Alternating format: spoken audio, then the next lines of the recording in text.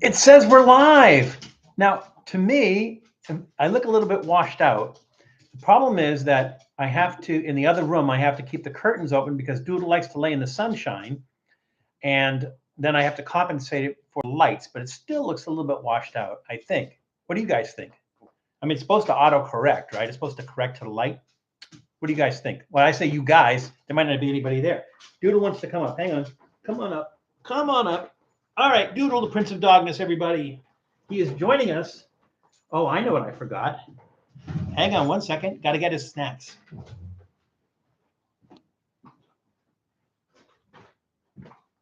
I told you it was 1 second, but you didn't believe me. All right. So forgive the hair. It's a work in progress. I'm growing it out and it's still in its awkward teenage stage. So there we go. Who do we got? We got Adam Heb. We got Jared Tino. We have Ice Hand. Yes, we have the dude. And the dude has a new bondage gear. So that's his new like harness and stuff for me to take him out. So I don't know what you guys think. Maybe it's more like dudable. But yeah, that's the dude's new outfit. Oh, hang on a second. Let me take his little license out. So I guess we're waiting for some other people to show up. There's 4 people. Now, my understanding is that Matt Zion is live streaming with Reckless Eating today. So we may see a smaller crowd because we share a lot of the same audience. So a lot of the same people who watch Reckless Eating also watch Trippy Food. And since he's live streaming, we may not see him. We may not see as much people today. Hey, Miguel Rangel's in the room. Good old hydrogen and oxygen. I don't know. Somehow the combination of those two, they're just like really refreshing. So here's Doodle, the Prince of Dogness. So he's just being needy. Isn't he adorable? He is. He's just adorable. I think he wants a snack. Let's see. Doodle, do you want a snack? I will give you a snack, but I'm going to give you half a snack because I got to pace you, right? So I'm going to give you half a snack, and then you can have some more later.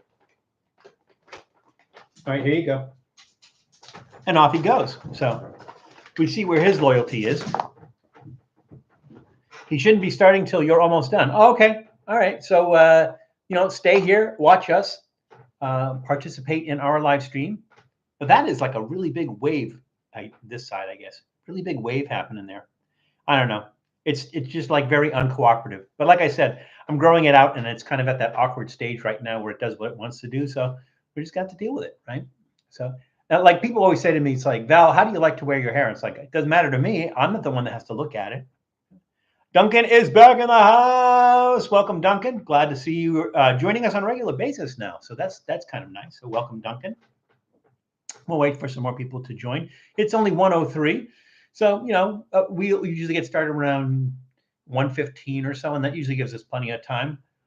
8 snacks, adult beverage, 4 snacks, soft drink, 4 snacks, and goût mélange. And we usually have time for all that. So we're in really good shape. Hope everybody had a good week.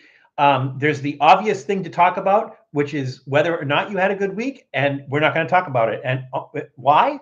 Who can tell me why? Because there's 2 things that we don't discuss on this channel, right? Which, did everyone subscribe to my channel? I don't think so, Duncan. Is it called Films Galore and More? Is that your channel? Let's take a look at that right now. Hang on a second. So, Films Galore and More. Yes, we are doing a Warhead drink. Films Galore and More. All right, I'm going to look for it over here. Where's my keyboard? Here we go. Films Galore and More. Oh, my.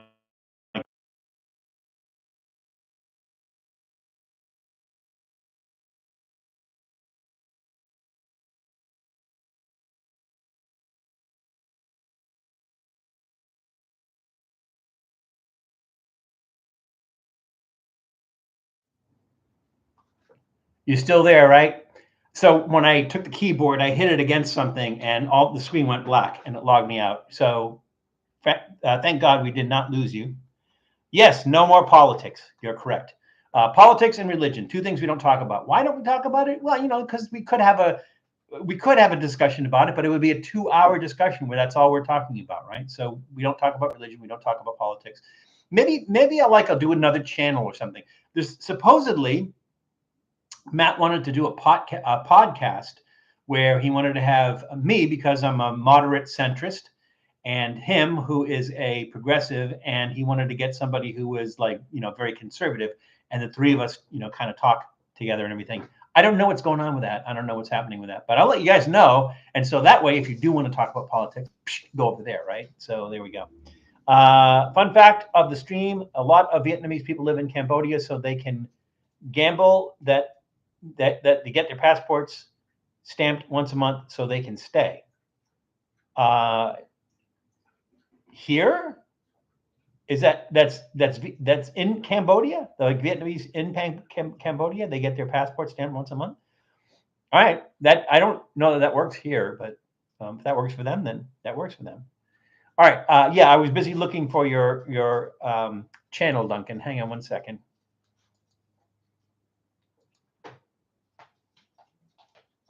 Oh no, that's looking at mine. All right, never mind.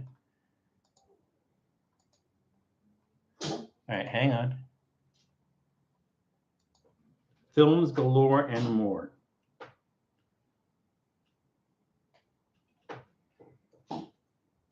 Oh my God, I'm just pressing all the wrong buttons here. I did something really bad. All right. Yeah, you'd think I'd know how to run a computer. No, I remember when computers were like refrigerator sized.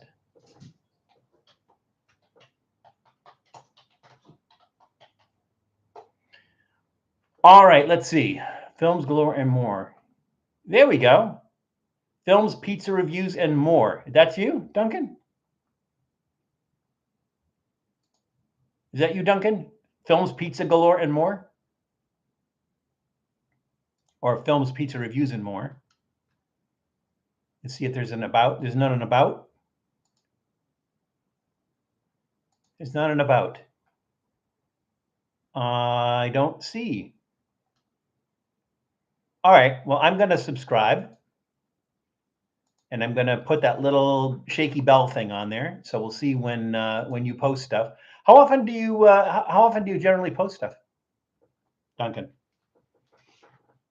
How often do you post? Just click my name. Oh, all right. Well, the thing is, if I just click your name in the chat, that might do something here, and I didn't do it. But I just went outside of that, and I did manage to find Films Galore and More on YouTube, and I'm assuming that's you. So I did subscribe. Okay, so that is correct. Yes, I subscribed. I will check it out later and see. Apparently, I haven't been there yet, so I will check that out later. And I guess everybody else can check that out as well.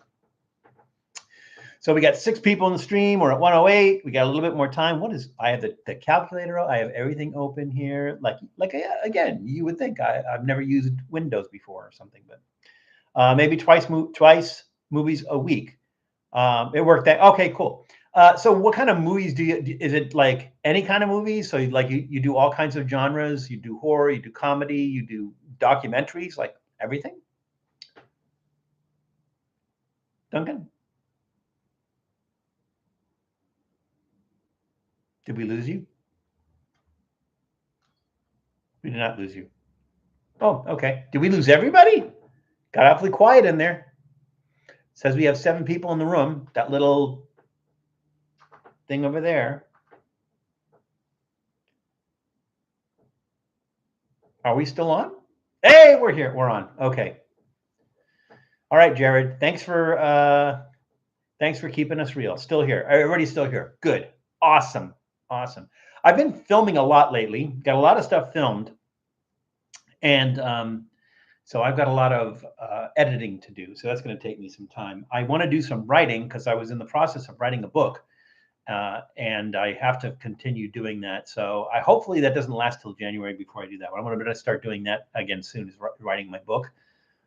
Make sure you are on live chat, Val. I am on live chat, Val. I am on live chat, Icehand. Thank you. I did check that. So thank you for reminding me, though, because There have been times when I've left it on top chat for the whole time. Did I miss anybody? Did I miss anybody coming into the room while I was, over there trying to cruise and look at Duncan's channel? Did I lose anybody? Did anybody come in? I'm not working at TMOZ. I guess that means tomorrow. So late on, I'm late tonight. Oh, good, Duncan. So you'll be able to join us for the whole thing. Hopefully, that would be nice. All right. So as you can see, we went back to our question mark mat, our mystery mat. Now the thing is that again, I am broadcasting from what my friend Michelle calls my second home, and so it's appropriate that I use this mat because this was a gift from her. So she gave me, I think it was like 4 or 6 of these. I guess you could call them placemats, which are kind of cool because it's like it's a mystery, it's an illusion. So I think appropriate that we actually have those. Managed to put the film Blue Velvet on. So let me ask you this, Duncan, because the way YouTube works is that I imagine if you're putting whole movies on there, or if you're putting movies on there and you're adding commentary to it, you still are using copyrighted material. So my guess is that you're not. Well, I think if I looked, you had something like 400 subscribers, so you don't have enough to monetize yet. But will you have problems when you get to that point where you can monetize because you're incorporating copyrighted material into your views? I don't know. New book, Quest for Snacks: The Story of Doodle. That'd be funny. Doodle's story is only 5 years old. Mine is a little bit older. So actually, my book will be autobiographical. It will not be fiction, and it will be it will take the span of 50 years. 50 years. It tells me if I can't put them on. Oh, interesting. Oh, so you're taking YouTube videos that are already there, or is it just saying you can or you can't put them on? That's interesting. So I guess maybe some stuff. Are you doing public domain stuff, like films that are in public domain? That'd be interesting.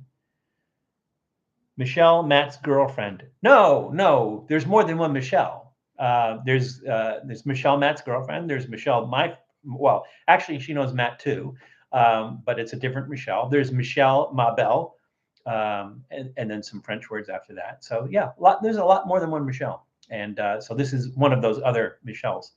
So not not Matt's Michelle. If I was doing a live stream from Michelle, Matt's girlfriend's house, most likely Matt would be in here. Matt would be sitting next to me doing the live stream, which might not be a bad idea. At some point in time, I would love to do a live stream with Matt. So either I do it over there, he does it over here.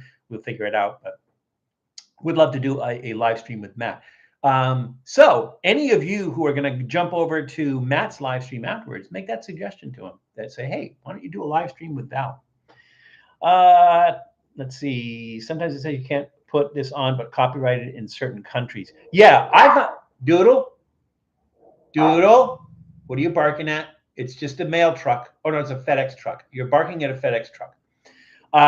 So I have found out the hard way that things that are not copyrighted in the US can get not a copyright strike, but a copyright owner thing, like where somebody claims ownership of it and then they get the revenue from your video.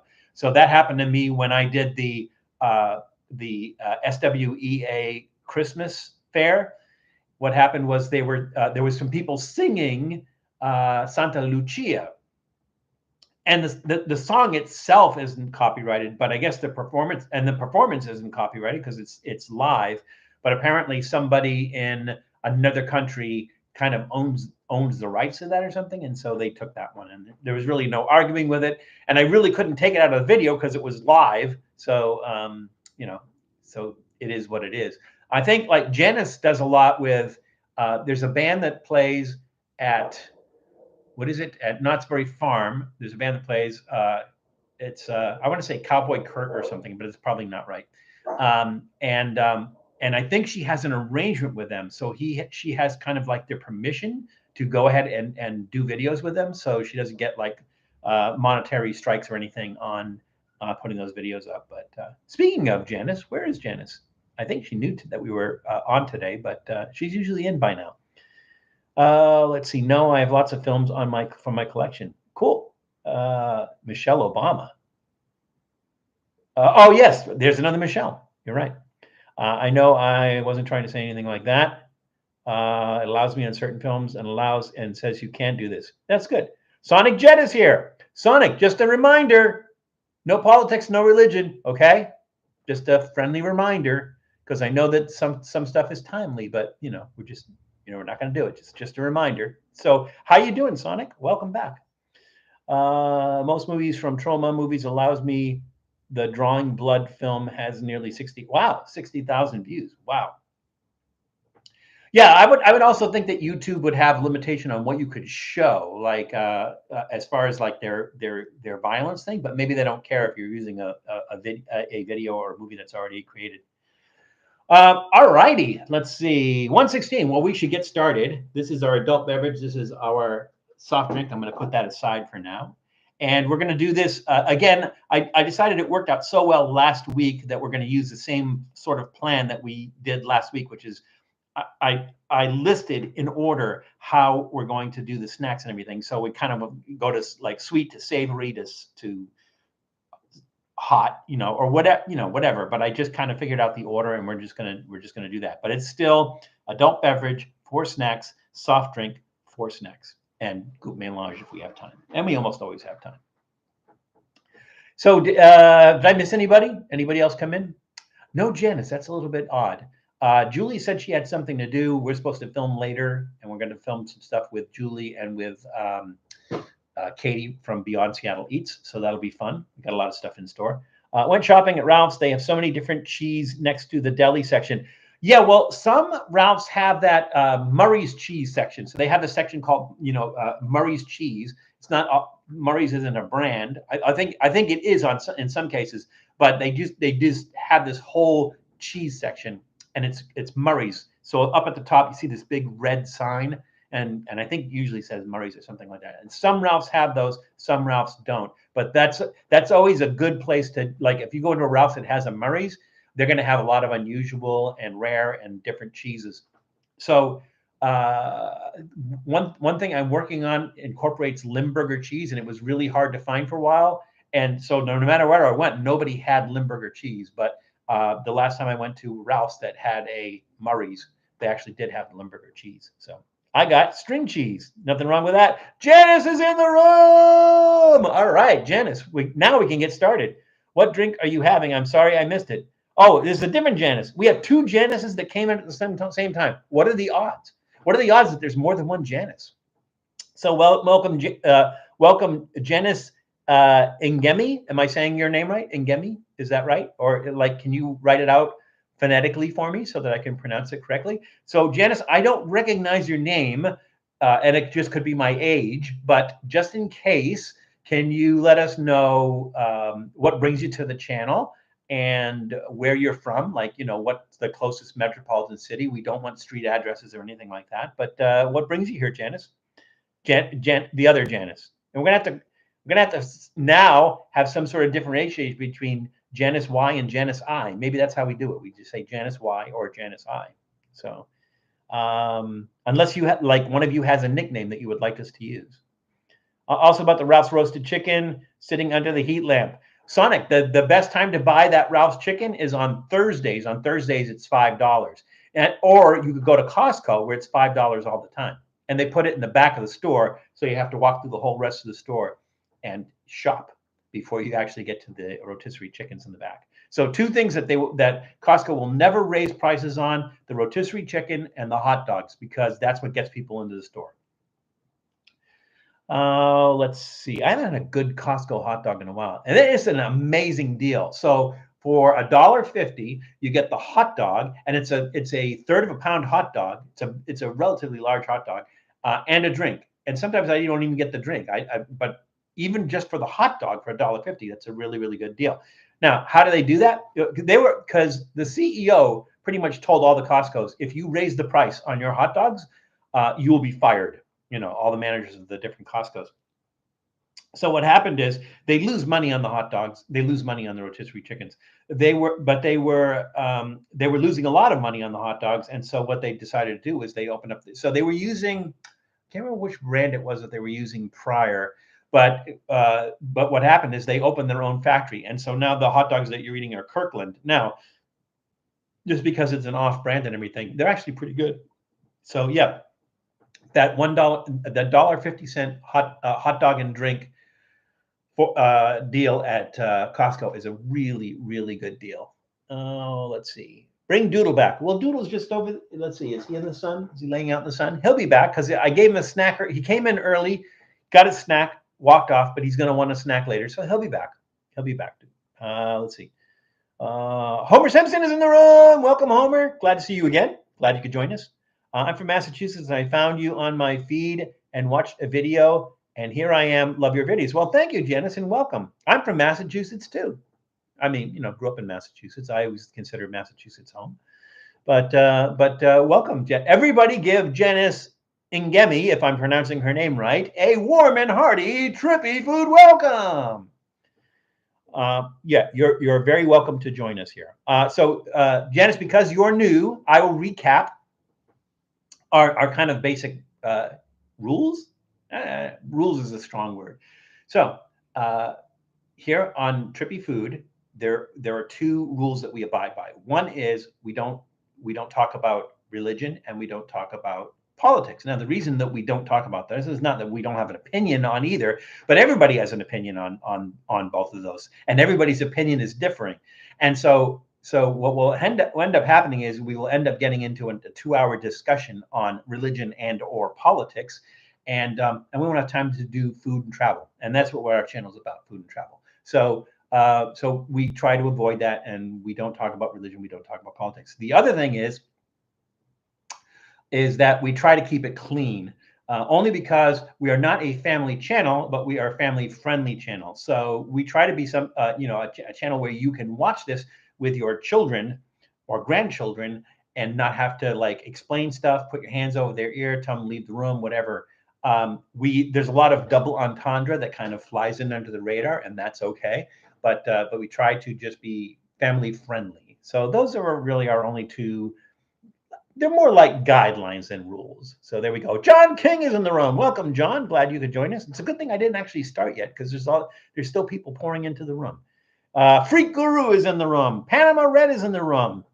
Now it's a party. There's like 18 people in here. I wasn't even expecting it to be that much, but yeah, we got a lot of people in the room. Did I miss anybody?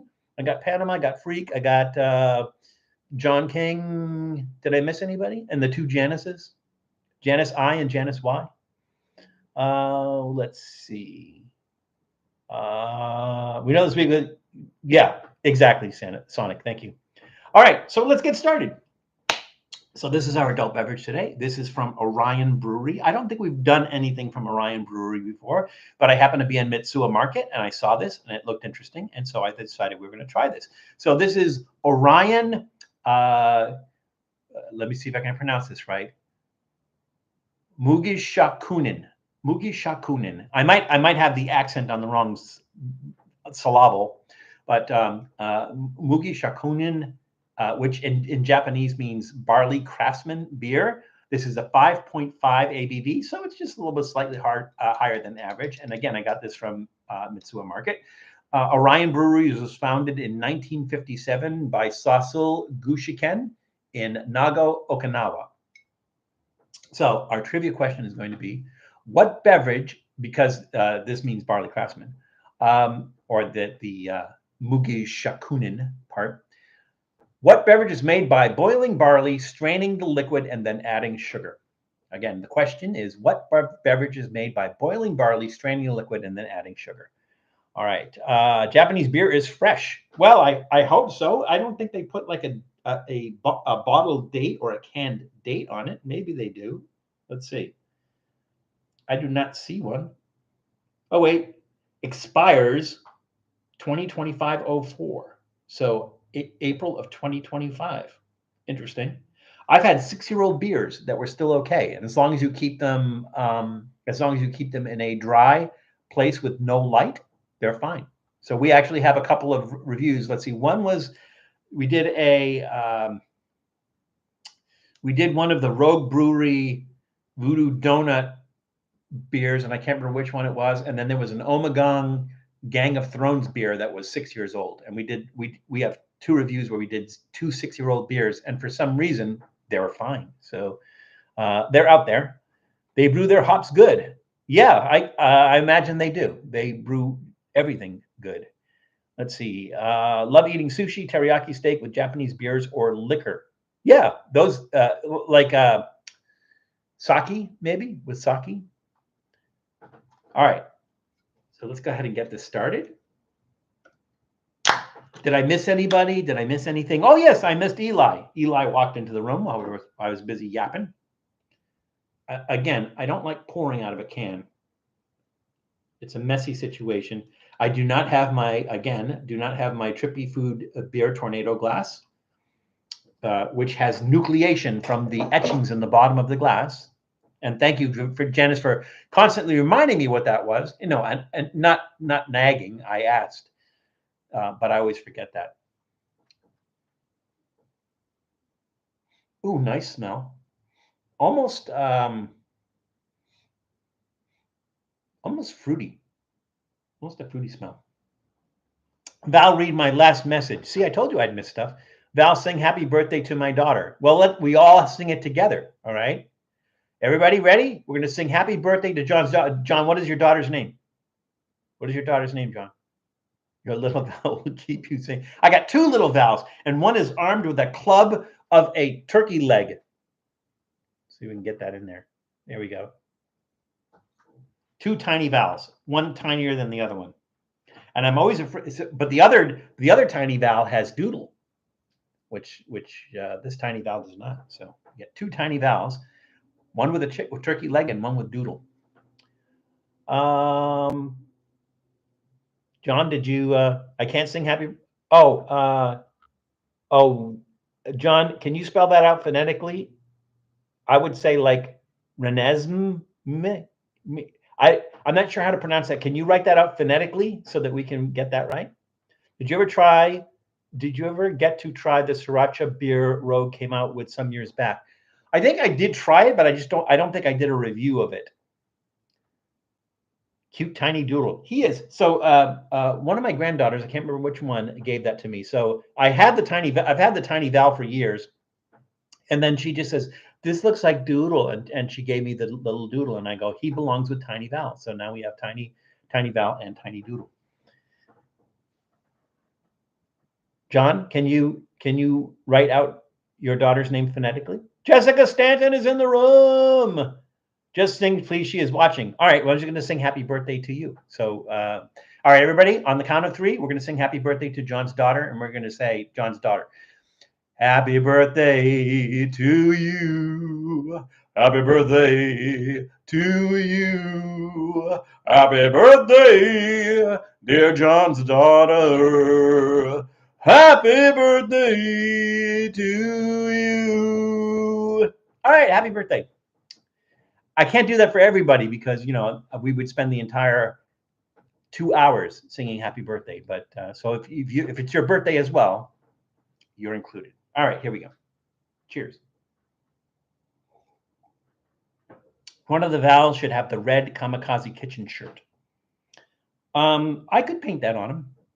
Like the dragon shirts, I could paint that on him. Well, happy birthday, Adam. Who else has a birthday? Who else has a recent birthday? I feel like Miss Jean on Romper Room. Well, who has a birthday? I see little Timmy, and there's Barbara and Christy, and there's little Joey.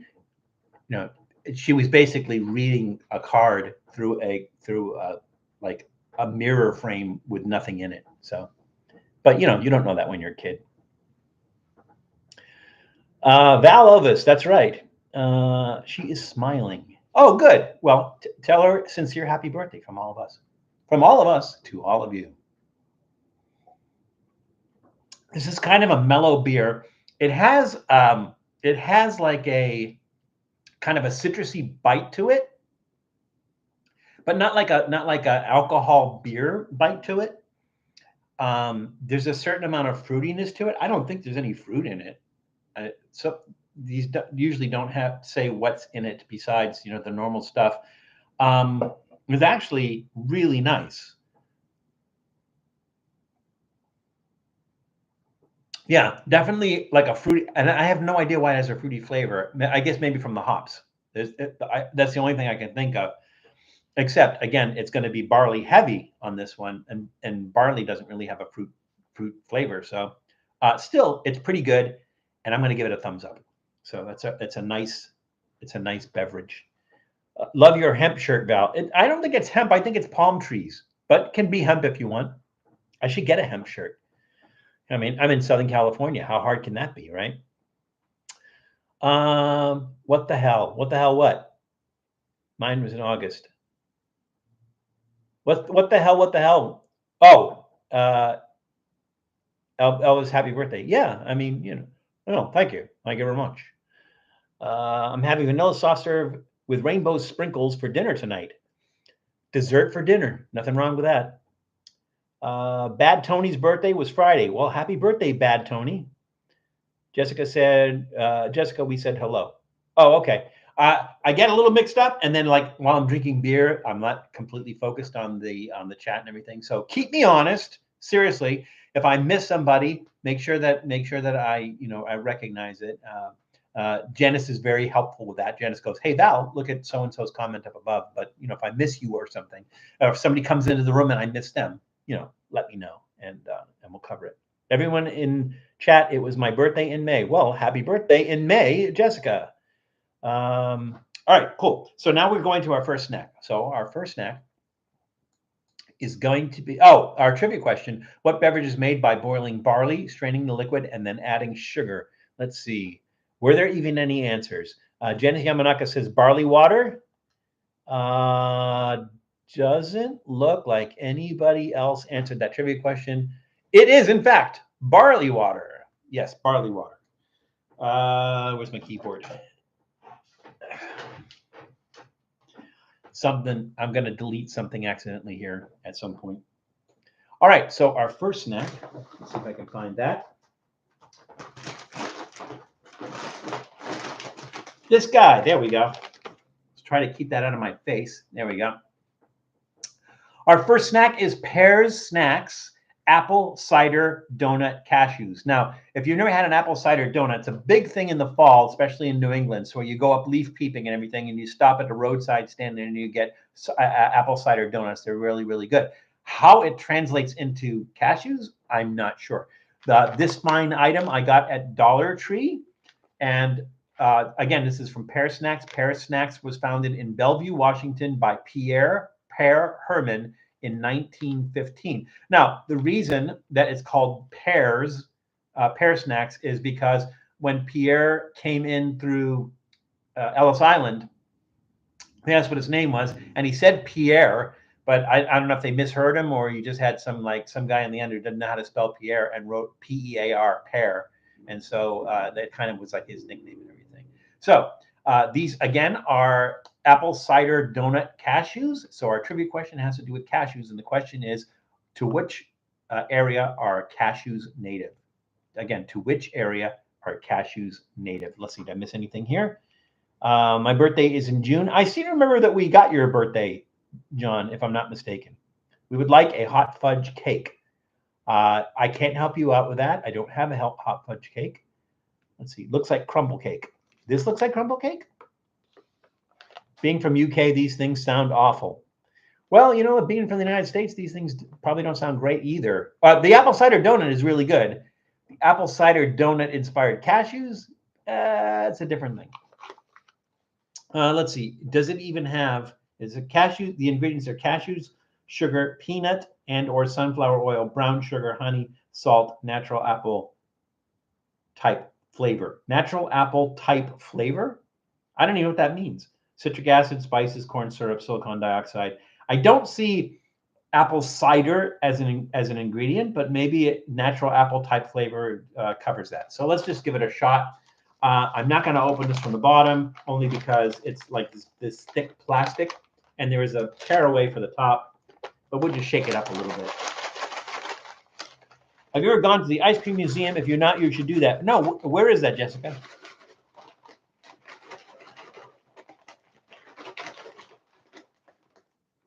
Cashew gesundheit. That is funny. Now, I did a little tearaway, but it's not enough to get to the point where that seal is. So fortunately, I have my handy dandy scissors with me. They're handy and dandy. All right, here we go. Yep.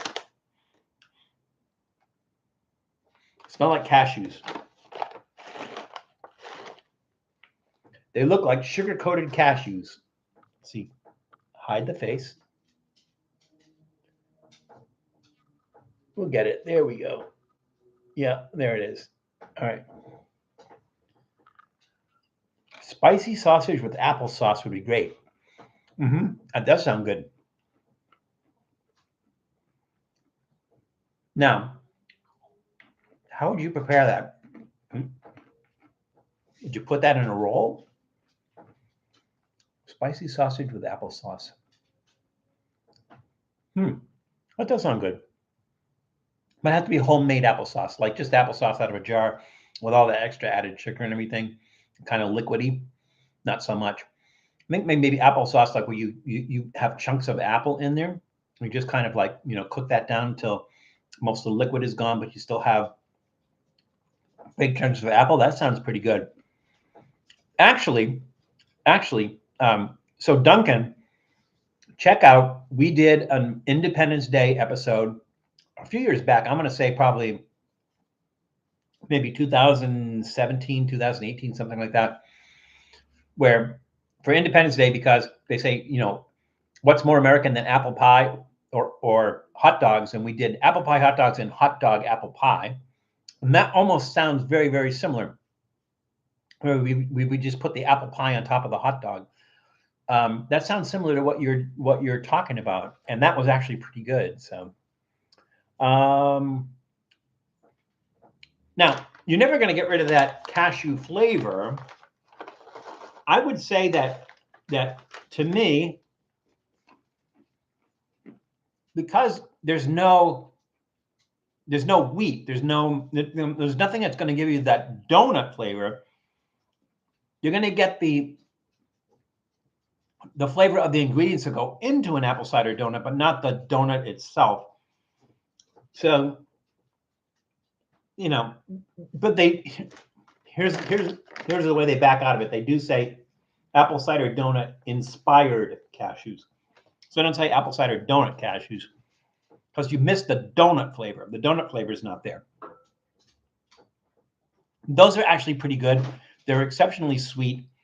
It's a little bit weak on the cider flavor of it. So I'm going to give it a thumbs up, trending downward slightly, but they're actually pretty good. It's a nice treat. They're very sweet, and I would not eat a lot of those. So I think Doodle wants to come in, or he wants a second snack. Let's try and see which one of those things is true. You want to come up, Doodle? You want to come up here? See everybody? Come on. Doodle, the Prince of Dogness, everybody, with his new bondage gear. See his new bondage gear? That's because his other blue one was just kind of falling apart. All right, so let's go to our trivia question. Our trivia question was, where are cashews native to? Let's see. Well, I have to go way back here. Adam Hebb says Cashew Land.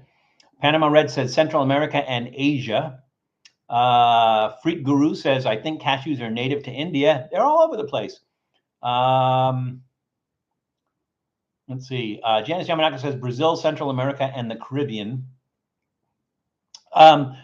The answer is tropical South America. So that would be like everywhere where there's like tropical jungle. So most likely along the Amazon River. The research that I did didn't mention the Caribbean or anything, but it's possible. It's mostly tropical South America. If you've never seen how cashews are grown, it's really strange because there is a fruit associated with it, but the cashew is not in the fruit. So there's a fruit associated with it, and then the nut comes out at the bottom of it, and then the nut is covered with a shell. Now, the shell that it's covered with has the same sort of toxins in it that that poison ivy does, and so it's a skin irritant in that, and so you can't actually do anything with that, with the skin that's on top of it, but the nut is inside that shell. And then here we don't do anything with the fruit, but in those countries where they're grown, they actually do eat the fruit as well, which is really strange. Is that you have this huge fruit that grows on top of the nut. The nut comes out from the bottom of that fruit. This is really, really interesting. So if you get a chance to look that up, because it's really, really interesting how they do that. A smooth applesauce. I don't know. Like I said, I think with, if you're going to put like chunks of apple in there, then it's going to be more like an apple relish, which I think is which more complements the sausage. But to each his own, I think. But that does kind of work. Doodle is so cute in his new vest. Yeah, he is cute. And then, like, when I take him for walks and stuff, and people go like, "Oh my God, he's so cute," I go like, "Yeah, but don't say it out loud because he knows it. He knows he's cute."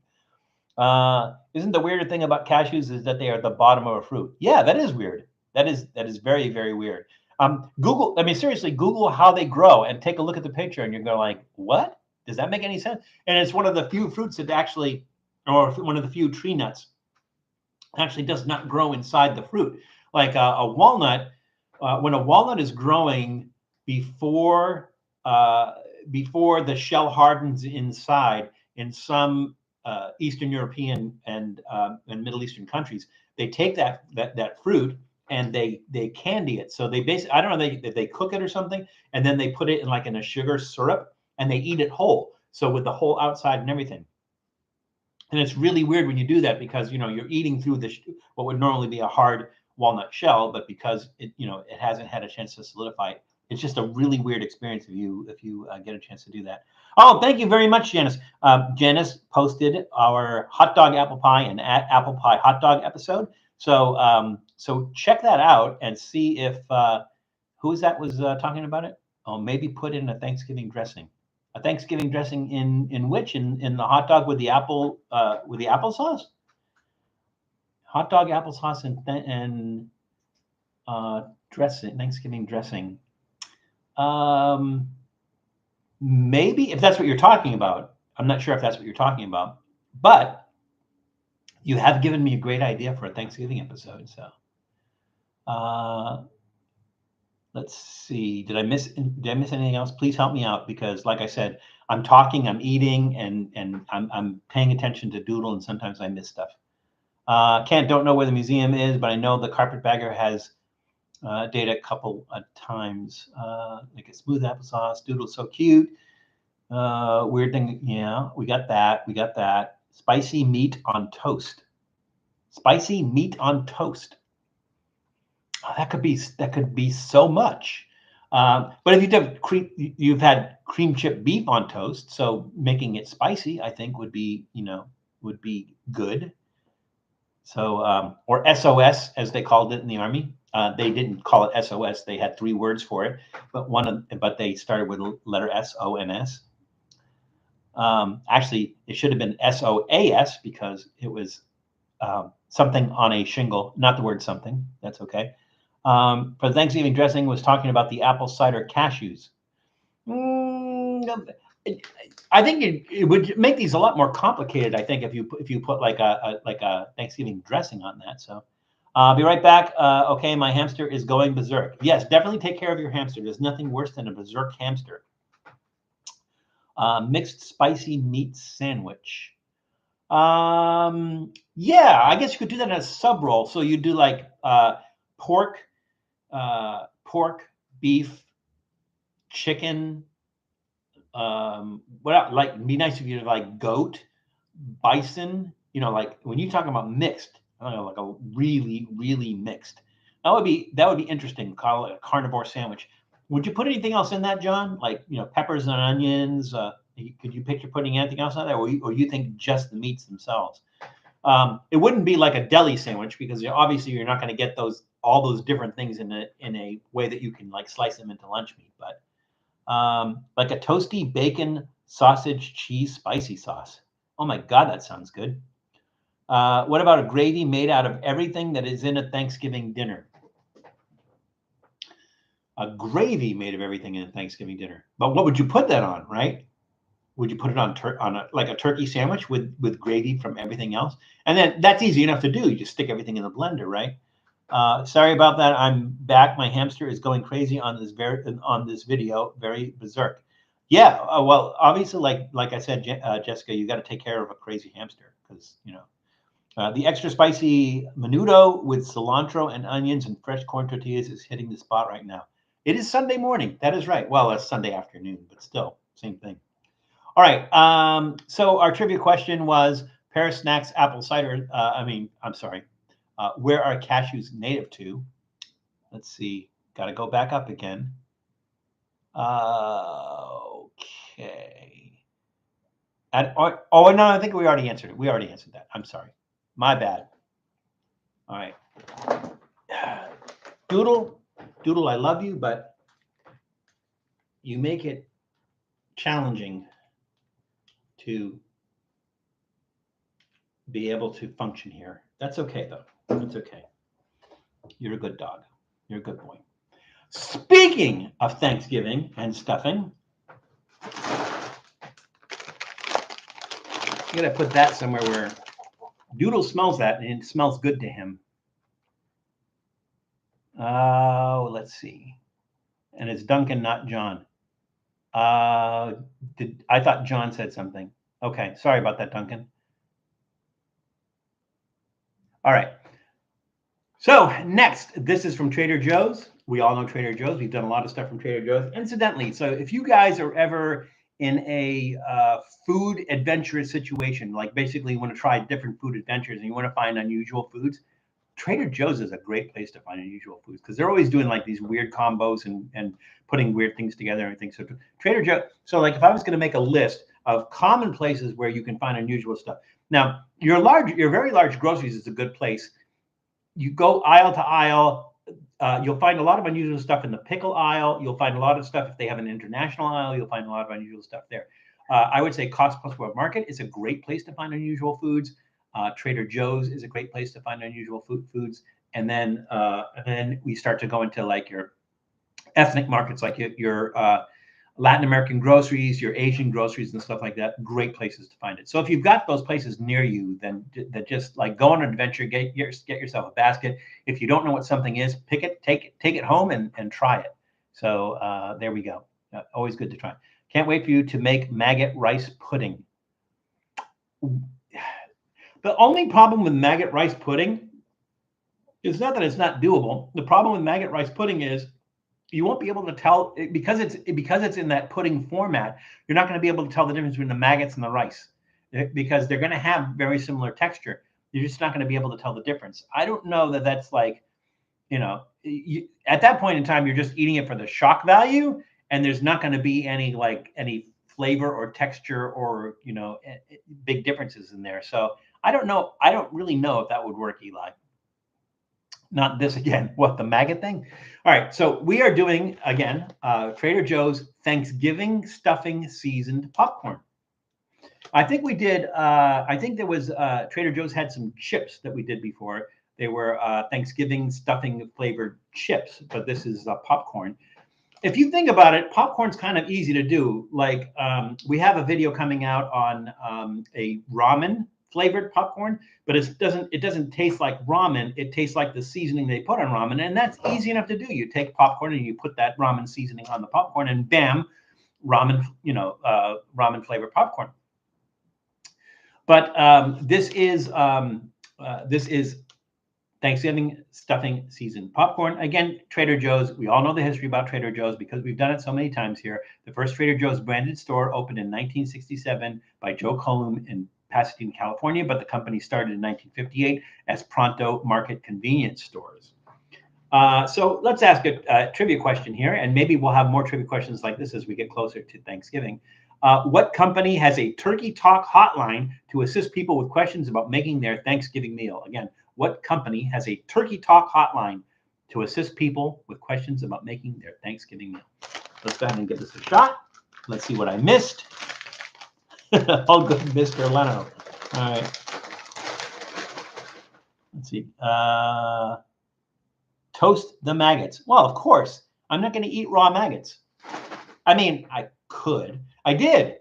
If you go and you look at the Kazu Marzu episode that we did with Matt, we ate live maggots. Well, I ate live maggots. He didn't eat so much of the live maggots. Turkey what hotline? Turkey talk hotline. Turkey talk. I'm talking to you. Talk. You know, not T-O-K, T-A-L-K, which we say talk, which if we were being exact, we would say talk, but it's talk. We need a Trippy Talk hotline. That's what we're doing right now. All right. Smells like popcorn. Doodle, I don't think you can have this. I think this might have, let's see what it has in it, and then maybe we can do it. It has popcorn, sunflower oil, seasoning blend, that's okay. Onion powder, that's a no. It has onion in it, and I don't feel like cleaning up after you. You're a good dog, but I don't want to clean up after you. So, did you want another snack? Is that what you want?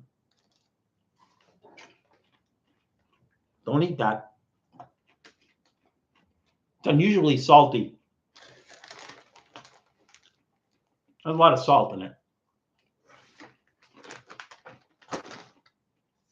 It's also a little bit stale.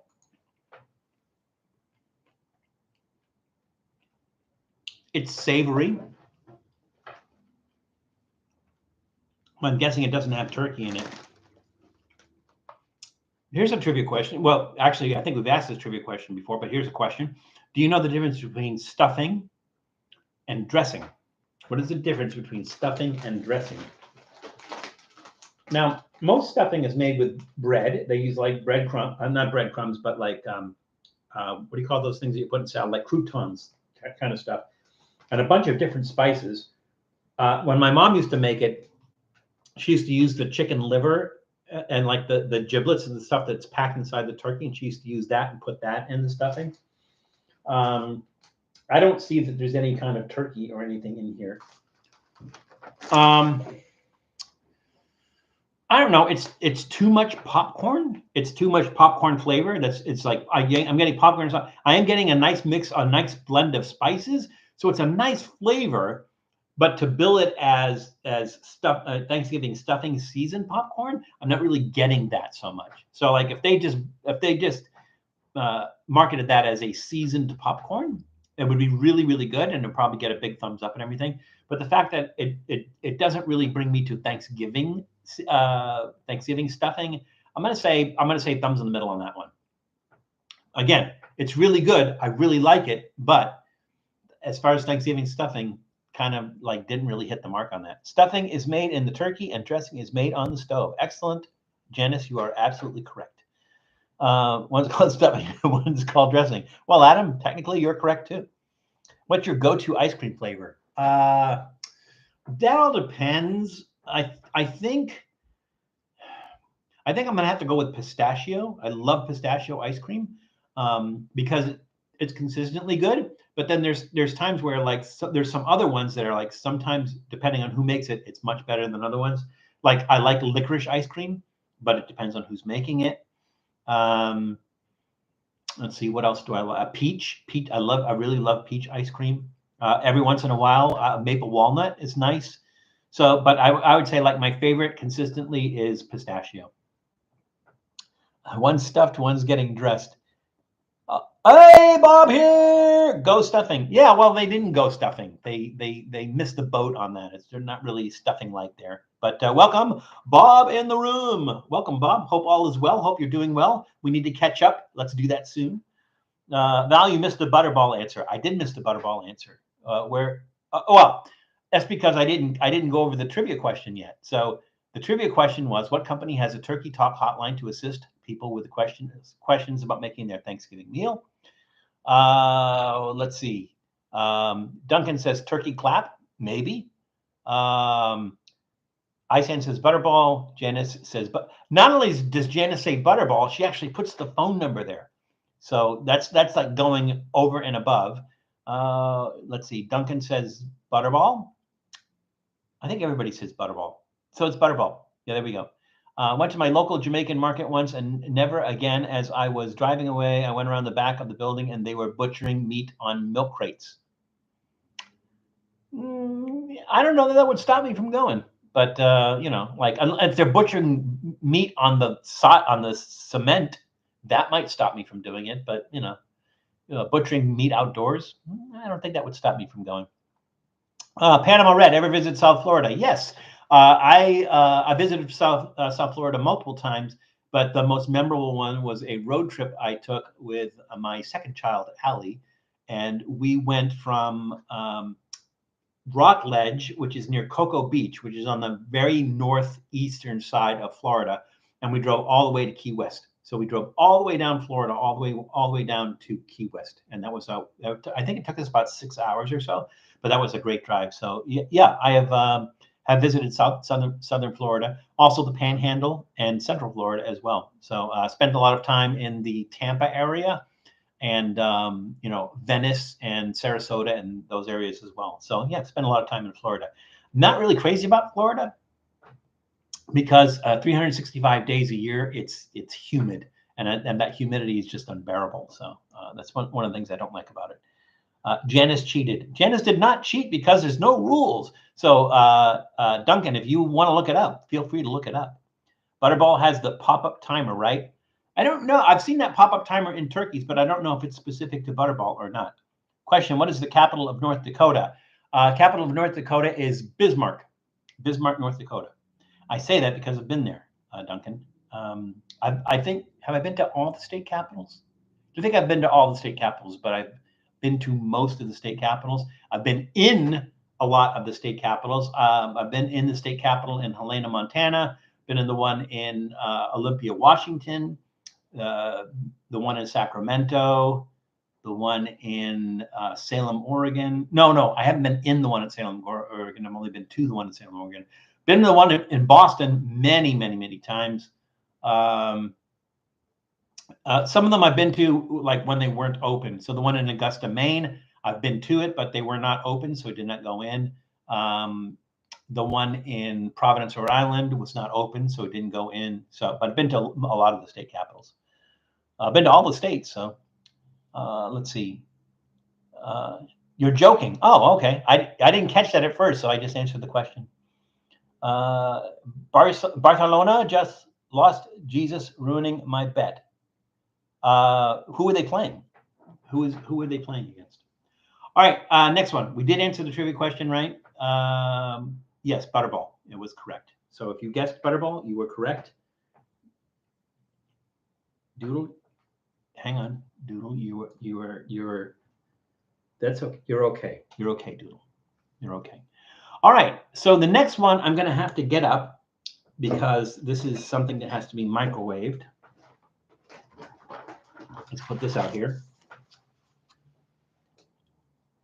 Real Sociedad. I don't even know that team.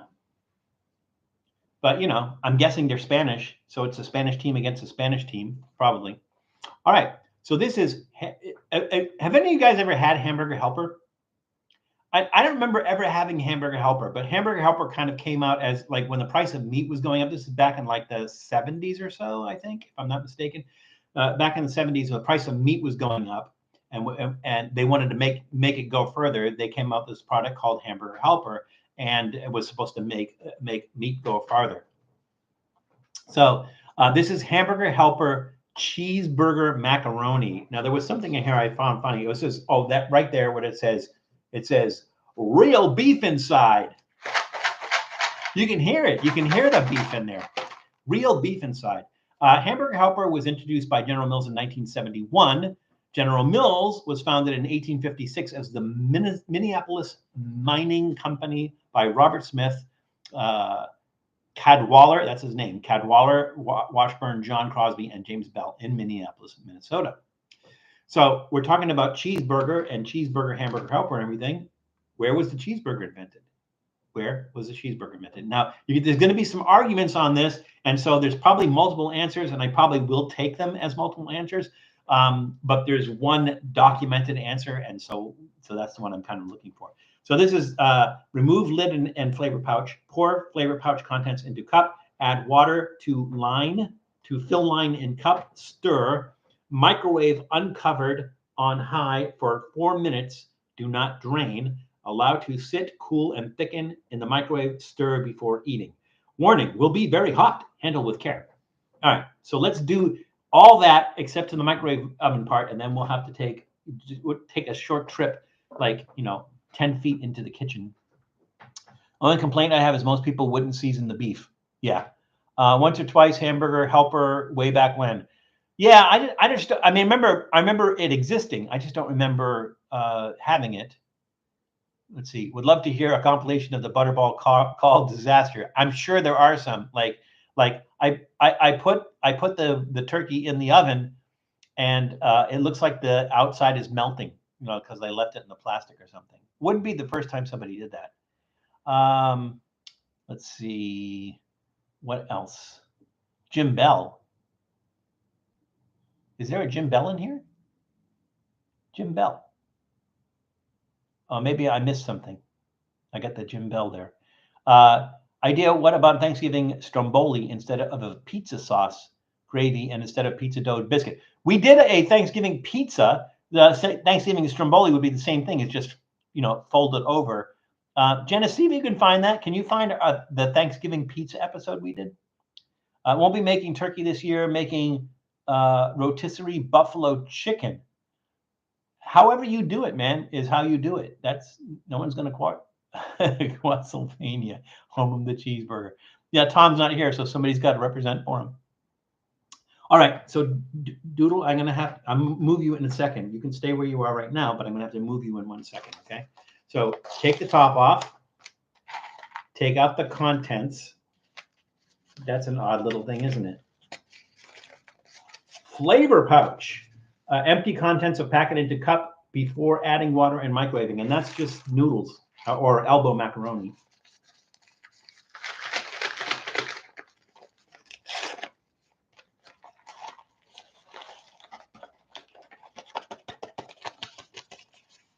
Okay, Doodle, I'm going to move you over here for 1 second, okay? And then I'll come and get you afterwards. So I need you to stay right here for 1 second, okay? No, you got to stay there. You got to stay there because I got some cooking to do. I think I have enough water here. Let's see.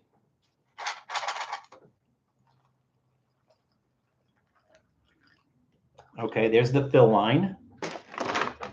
And unlike ramen, we're not putting the top back on.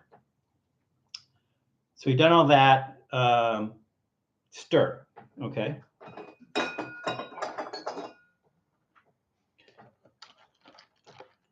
This is like, there's a powder that's not, it doesn't seem like the powder is mixing in with the water very well. Maybe it does when you heat it up.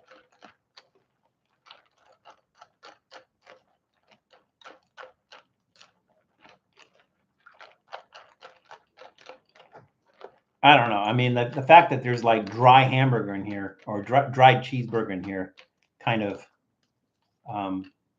makes me nervous. But oh, that is disgusting looking. That is definitely disgusting looking. Let's see if I can show that to you without spilling it all over the keyboard. It's kind of nasty looking. Where's the beef? It's in there. It's just like little ground up. Let's see. Did I miss anything? I don't think I missed anything. Thanksgiving pizza video. Where's the beef? Doodle demands the food snack tax. I think so. Ah, there's the video. So Janice just posted the link for the Thanksgiving pizza episode. Doodle wants it. Well, maybe he smells meat. All right. I do have more snacks for him. So I'm going to pop this in the microwave for what? 4 minutes, is it?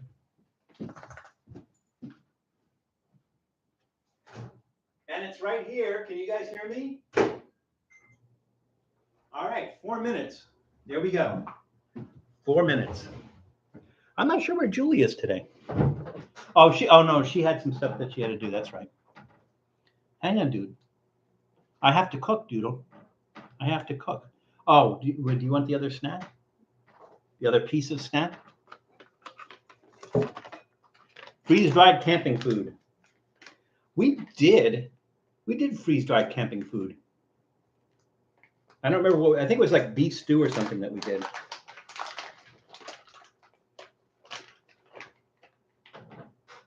You want that? You want that?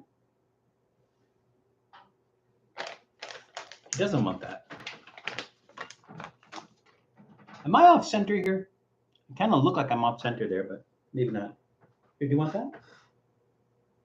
You want that? Here. There you go. He's a good boy. Where are you living now, Val? Still in LA. This is not my house. I'm staying here, watching the house for a friend. She calls it my second home, but so I'm still here in LA. I've not moved. I'm just not at my house. I'm gonna throw these away just so I can make some more room. So bear with me. I mean, not that there's a bear with me. I should bring a trash barrel in. That's what I should do.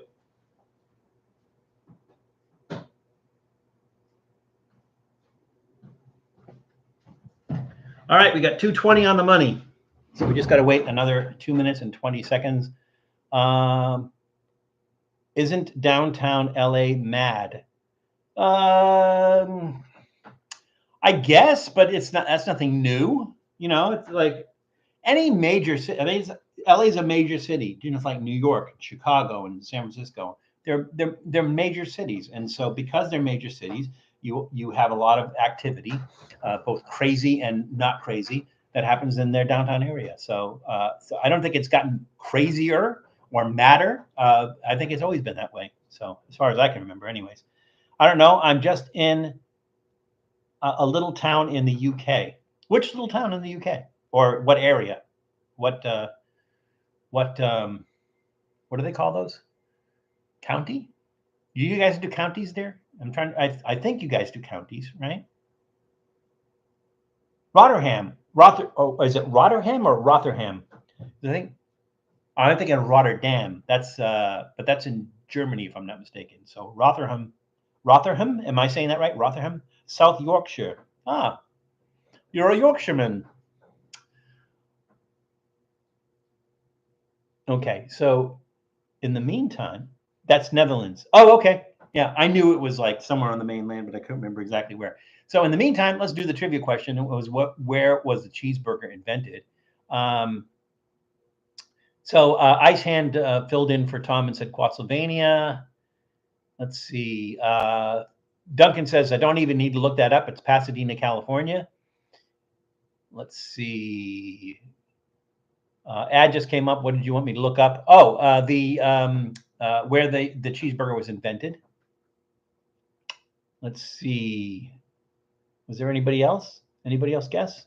I don't see any other guesses. You want to take a stab at this one, Janice? Where the cheeseburger was invented? Let me kind of wind it down while Janice is taking a guess. So there's a place in Kentucky that claims to have it. So it's on the menu on a restaurant, and that's why they're saying they invented it. There's a place in Denver, Colorado that claims they invented it.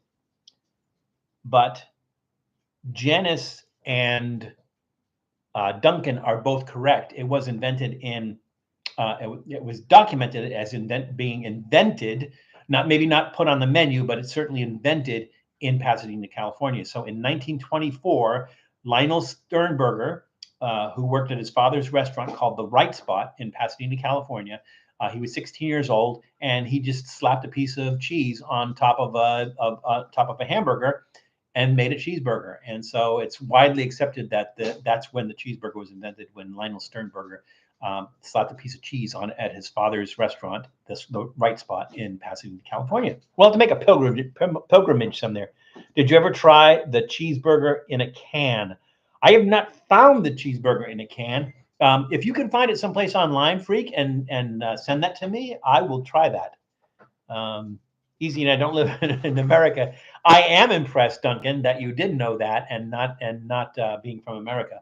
But I have found the hard way that it seems like a lot of people who weren't born here, or Native Americans, and I say Native Americans, I don't mean Indian. I mean people born in the United States don't know as much as most other people who come here. So, do you have a P.O. box? I do not as of yet, but let me work on that, Miguel. You ever tried Rocky Mountain oyster grilled cheese? No, I have not tried that.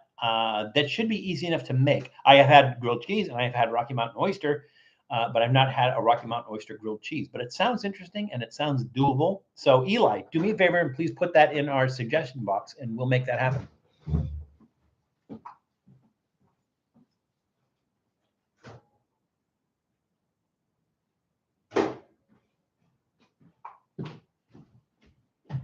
It's weird. It's like solidified. It looks like it's encased in plastic. Oh, there we go. We just kind of broke the surface there. You can see all the steam coming out of it, which I guess is why they want you to stir it. It's kind of soupy. I don't like my mac and cheese that soupy. I like it. I don't want to say drier. I just like it when the cheese is on it. I did answer the trivia question, right, for you. Look at you. Can you guys see the steam coming out that thing? Man, that is like mouth burning hot. And although burning my mouth is a fun thing for you guys, it's not necessarily for me. Not that I'm not willing to do that for you guys at some point in time. You're like, I'm always willing to entertain you guys, and if burning my mouth is part of that entertainment, then I'll do that. Cult Moo was the channel I saw do the cheeseburger in a can. They led me to reckless eating, and that led me to Trippy Food. Oh, happy pathway. Tell me about it. Oddly, for some unknown reason, someone told me in the McDonald's in my town. Not likely, because again, the cheeseburger that was made at the Right Spot was in 1924. McDonald's didn't even exist in 1924. So let's see. You said it rather soupy. Yes, it is rather soupy. Please don't hurt yourself on the food. Oh, Fanta Flat is in the room. Welcome, Fanta. Good to see you. Glad you could make it and join us. We're going a little slow today, so we got. I think we're like 3 snacks in. We have another snack still to do before you can do our. We even do our soft drink, and it's already 2:12. So yeah, this is really hot.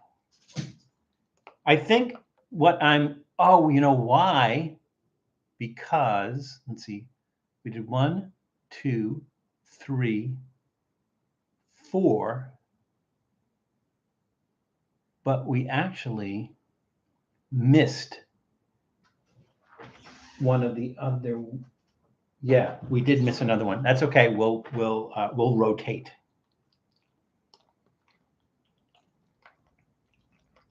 That's just like mouth burning hot. All right, so I'm going to go to what we'll do as our 4th one, and then we're going to do our other one afterwards.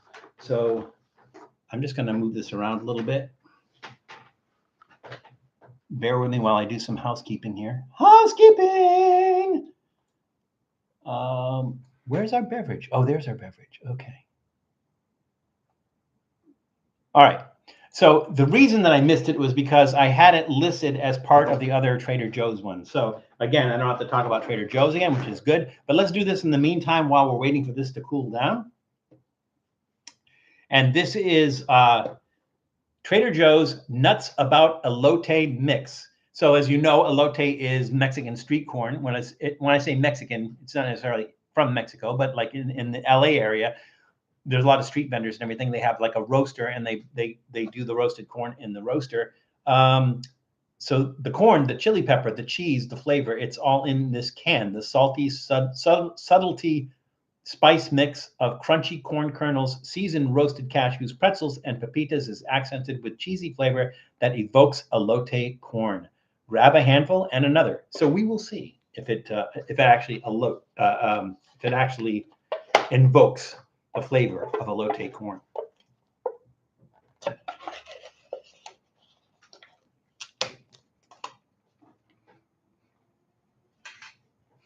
Well, that's odd. There's no smell at all. Because if you think about the things that people put on the corn, on the roasted corn, they usually put mayonnaise. They put like a cotija cheese, like a grated cheese. They put tahine or some sort of chili pepper on there.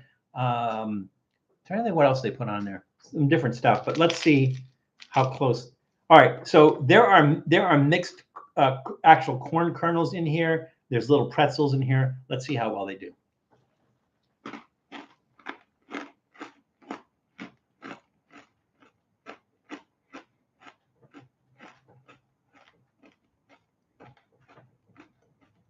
The corn helps.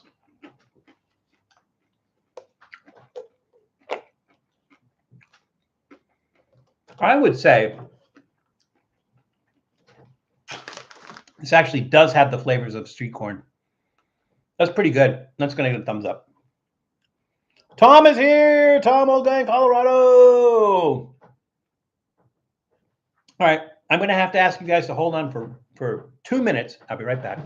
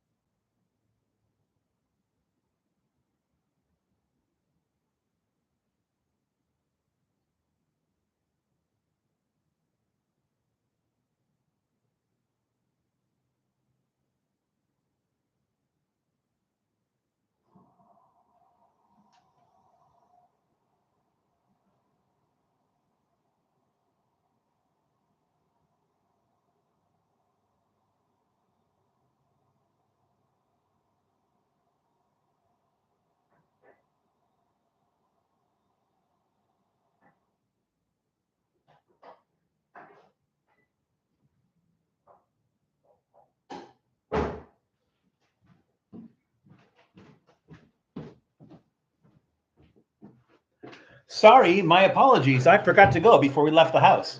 Okay, let's see. Did I miss? What did I miss? Iron Chef OG in the house. Which Iron Chef? Oh, old guy. That's right. All right, everybody's giving greetings. Just want to make sure I didn't miss anything. All right. Okay, so I think our macaroni is probably cool enough to eat now. It's starting to solidify a little bit more, which is nice. Like I said, it was a little bit soupy before. It doesn't smell great. Let's give this a shot. So it's saying cheeseburger, so I can see the cheese, obvious, but I don't know if you can. I could do this without like getting it all over the computer. You can see like it's got tiny little pieces of beef in there, and I guess that's the cheeseburger piece of it. So here we go. Let's try this.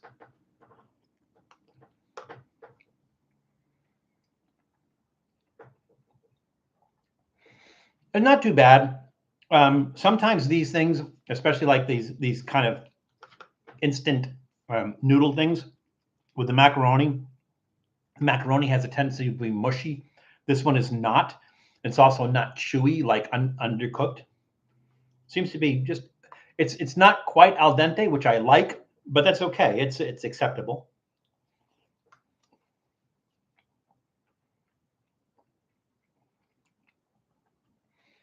The cheese is kind of watery.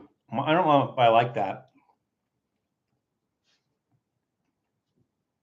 Now, I think, I mean, when they say cheeseburger, they're talking about just the burger and just the cheese. So not everything else that you would have on a cheeseburger. Certainly the bun is not going to be represented, although it might be represented by the pasta. But, you know, the other things you associate with a cheeseburger, lettuce, tomato. You could say ketchup, but really, if you have the tomato, you have the ketchup. Or if you have the ketchup, you have the tomato, either one. Not getting any of the other things you would put on it. So maybe they're just saying the cheese and the burger itself.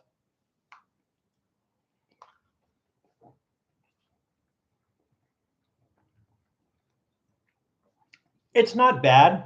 I think if I made this myself, you know, what I cooked the pasta myself, put actual cheese on top of it, you know, use ground beef, and I put that in there. I think homemade would be better than this, but it's not bad. Like for a quick snack, for a quick, you know, quick sort of meal, it's not bad. I'm not really crazy about the wateriness of the cheese. I'm going to give it a thumbs in the middle, trending upward slightly. So again, it's not going to match homemade and everything, but if you're in a hurry and you want something to eat within 4 minutes and everything, then it's going to be pretty good. So I'm going to say again, thumbs in the middle, trending upward a little bit. All right, we already answered the trivia question, I believe. So let's see here. Yeah, we did. Oh no, well that's because we didn't have it. Did we have a trivia question on that? Yeah, we did. There was the where it was invented. All right, so we're good there. So now it's time for our soft drink. How are we doing on time? I think we'll be okay. All right, so here is our soft drink. This, I guess, is new. I've just only recently seen these. This is Warhead Sour Peach Soda. I got this at Dollar Tree. I don't know who else has it, but I did get this one at Dollar Tree. But I believe this is relatively new that they're doing this. And the thing I love about it is that it says peach soda, and it does say natural flavors, but it also says 0% juice, which is really weird. It's like there's no peach juice in it, but it does have, it is natural flavors. So that is kind of odd. Let's see. The ingredients say carbonated water, sugar, malic acid, natural flavor, preservatives, yellow number 6. That's it. Yeah. So it's natural flavors, so it should taste like peach. But why it doesn't say peach juice? I don't know. Maybe it's hard to juice a peach or something like that. There's nothing like a big juicy peach, though. All right. So again, this is Warheads. This is made by Fire Brands in conjunction with Warheads. Fire Brands is the company that develops, distributes, and markets Warheads soda. Fire Brands partners with Impact Confections on Warheads soda. So Impact Confections is the company that does Warheads. Warheads is manufactured by Impact Confections. The candy was invented in Taiwan in 1975 and first imported to the United States in 1993 by the Foreign Candy Company of Hull, Iowa, which is really odd because I kind of thought it was older than that, but maybe it's only been around since the 90s, or it's only been around here since the 90s. Impact Confections acquired the brand in 2004. It was founded in 1981 by Brad Baker in Roswell, New Mexico. Wow, out of space, man. All right, so so we talked so much about Warheads. So you see this guy here? Here's our trivia question. See this guy here? What's his name? What is the name of Warheads mascot? All right, so let's give this a try.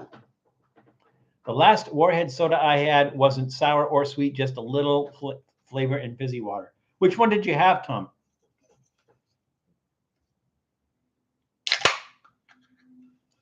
I mean, it seems like it'd be easy to get it sour, right? I mean,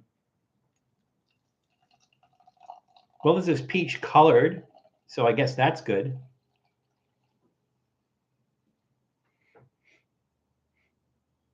It smells fruity.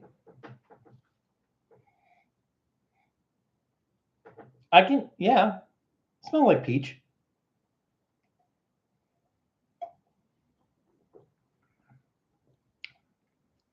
That's sour. Yeah, not crazy sour. Not like, you know, your mouth cave in pucker sour. It's like sweet tart sour. If you guys had the candy, the sweet tarts, it's like that sour, but you're definitely getting sourness there. I'm getting sourness, sugar, and peach flavor, but not in that order. So the times where it's almost like syrupy, and you seem to get like pockets of peach flavor, but the peach flavor doesn't run all the way through it. But it is, I do get the peach flavor. I do get sour. It's not Warheads sour. It's not like if you've had Warheads and you're thinking it's as sour as the Warheads, it's not that sour. It's but there is sourness there. There's peach flavor there. There's lots of bubbles. It's very effervescent. What's not to like? I'm going to give it a thumbs up. So yeah, it's actually pretty good.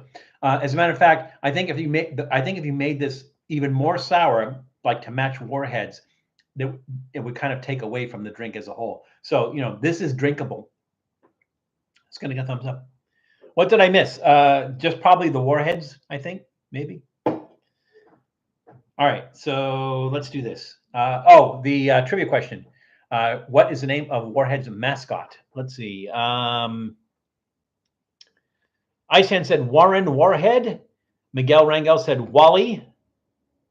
It looks like the only guesses. It is, in fact, Wally Warhead. Wally Warhead is the name of their mascot. Any good? Yeah, it is. It got a thumbs up from me. So it is good. That sourness, though, it just stays with you.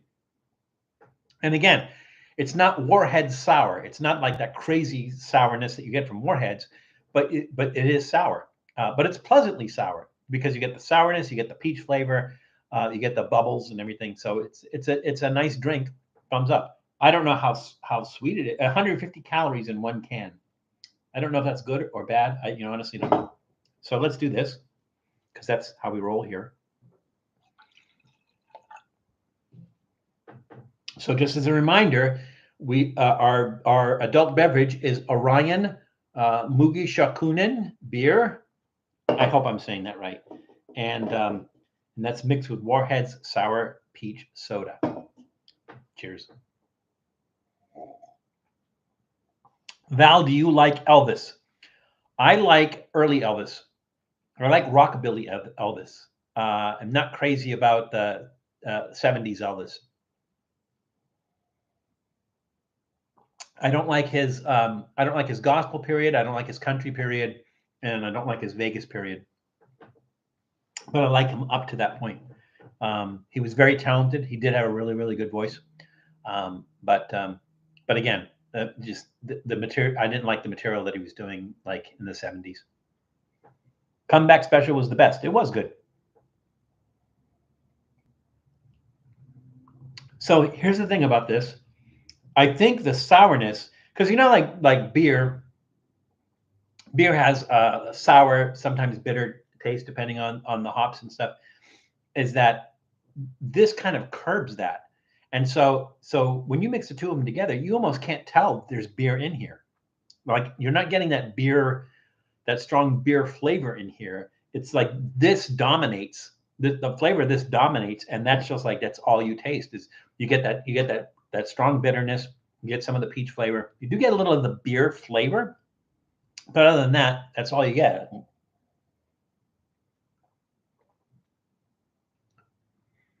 You get more of the beer flavor the more of it you drink.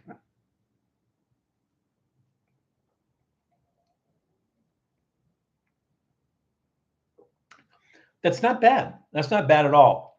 The question is, why would you do it, right? So the beer adds nothing to it. Just a slight beer flavor. It doesn't add anything to it.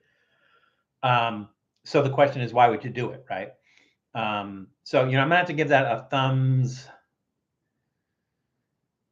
I'm gonna give it a thumbs in the middle, trending upward, right? In other words, good flavor. It's still good. Slightly bitter, but it's hard to tell the bitterness from the sourness. But the beer just disappears. The beer kind of disappears. So I think it's just because this is like a really strong, powerful, that just kind of blows everything away. So yeah, thumbs in the middle, trending upward a little bit.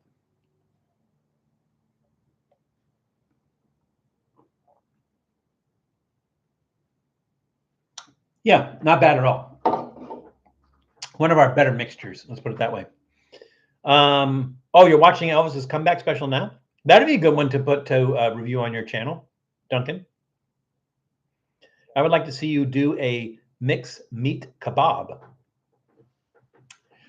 Well, it depends on the meats. Like if I could get some exotic meats, I would do that. But just to mix like lamb and pork and beef together on a kebab doesn't sound that interesting or anything. So it's doable. It just doesn't. There was one that somebody suggested earlier that I think would be a better combination of all of them.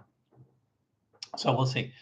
We got the trivia question. That's all straightened out. So now we're into our second hour with a half an hour already in. We're a little bit behind, but not a big deal. I was going to say we don't have rules here. We have guidelines. What we do in 2 hours, we do in 2 hours. So there we go. All right. I think we covered all the things that we wanted to cover prior, and I think we're in good order. So let's do this next. Good thing there was nothing breakable in there. No, maybe there was. All right. Ooh, a lot of bubbles, a lot of gas. All right. So the company is Nissui. I could be pronounced, or Nissui maybe. I could be pronouncing that incorrectly. These are sardines in sweet soy sauce. So we've done sardines before. We've never done them in sweet soy sauce. So that sounded really interesting. These I got at Mitsuwa Marketplace. If there's a Japanese, and I say Japanese grocery is like Japanese, like mainly like Uwajimaya in the Pacific Northwest is considered like a Japanese market. They have other Asian products as well. They have stuff from Korea, stuff from China, but Vietnam, Thailand. But it's mostly Japanese, and Mitsuwa Market is the same, has mostly Japanese products. Again, this is from Nissui, if I'm pronouncing that correctly. Nissui Corporation was founded in 1911 by Ichiro Tamura in Shimonoseki, Yamaguchi, Japan. And I think this one was one of the ones that was very specific as to, it does have the Proposition 65 warning on it. This is a product of Thailand. I thought I saw something on this that said, like, if you consume this, you're exposing yourself to like these toxic chemicals and everything, but probably not. It does give you instructions on how to open the can, but it is unfortunately in Japanese, so it's very difficult to read. Okay, I'm not even going to try that. Kokoretsi kebab. What is kokoretsi? I'm not familiar with that term, kokoretsi. What is that? I would like to see you do a mix with a lot of different sauces. Yeah, I mean, that's the trick. It's like you can make anything. You could change the flavor of anything with different sauces. We've come a long way. Some of you are not old enough to remember, but like, so this one has that little, the little ring on it to open the can. In the not too distant past, you would have had to take a can opener to the top of this, and then even farther back than that, cans like this would typically have a key. So there would be like a little metal tab sticking out, and you would take the key and you would insert that insert that little piece of metal sticking out into the hole in the key, and then you would turn the key all the way around the can. Spam was the same way. The Spam used to come in the same way. So and as you turned it, you would open up that metal strip, and the top would just pop right off. I don't really see that much anymore.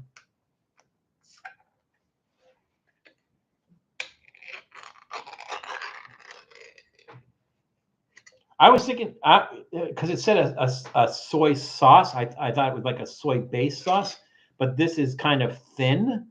Here, let's again see this without spilling it all over the place, which is almost an impossibility for me. Ooh, that has open that up. That has a really strong smell.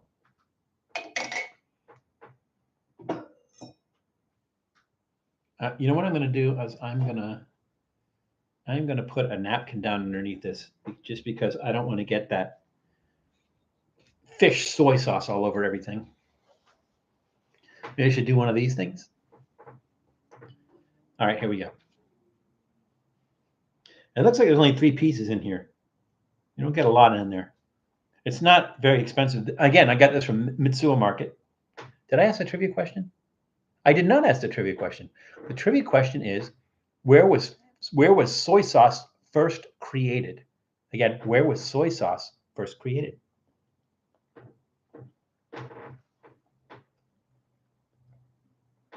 I think they might have taken the bones out. The bones in sardines are edible because they're tiny and they're crunchy. Oh, that has a strong fish taste. And the soy sauce doesn't do it any favors. There's like an underlying funk there.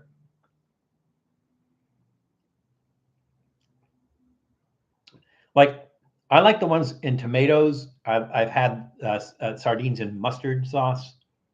This one, typically soy sauce can be like a little bit salty. This isn't salty, but it's just like, it's like you're adding this earthiness to the fishiness of this, and they're not combining really well.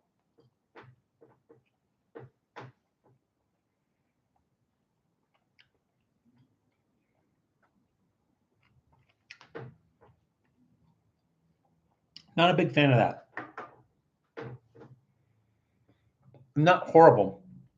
It's really, really fishy. Matt would be vomiting eating that right now, but I'm going to give it. I'm going to give it a thumbs down, trending upward. So not a total thumbs down. It's not horrific and everything.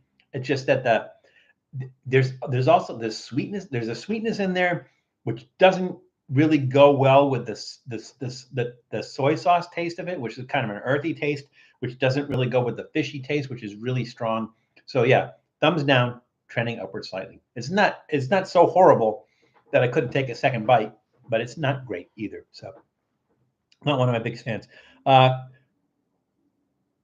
Coco resti is a traditional Greek dish of seasoned offal wrapped in lamb or goat intestines and roasted on a spit. Oh, that sounds good.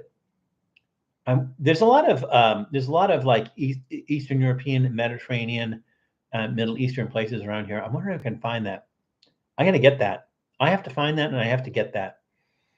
Well, you were saying to do something with it, Miguel? To do something with that? I think maybe just stand alone, try that would be good. Oh, kebab, as a kebab. How would it work as a kebab?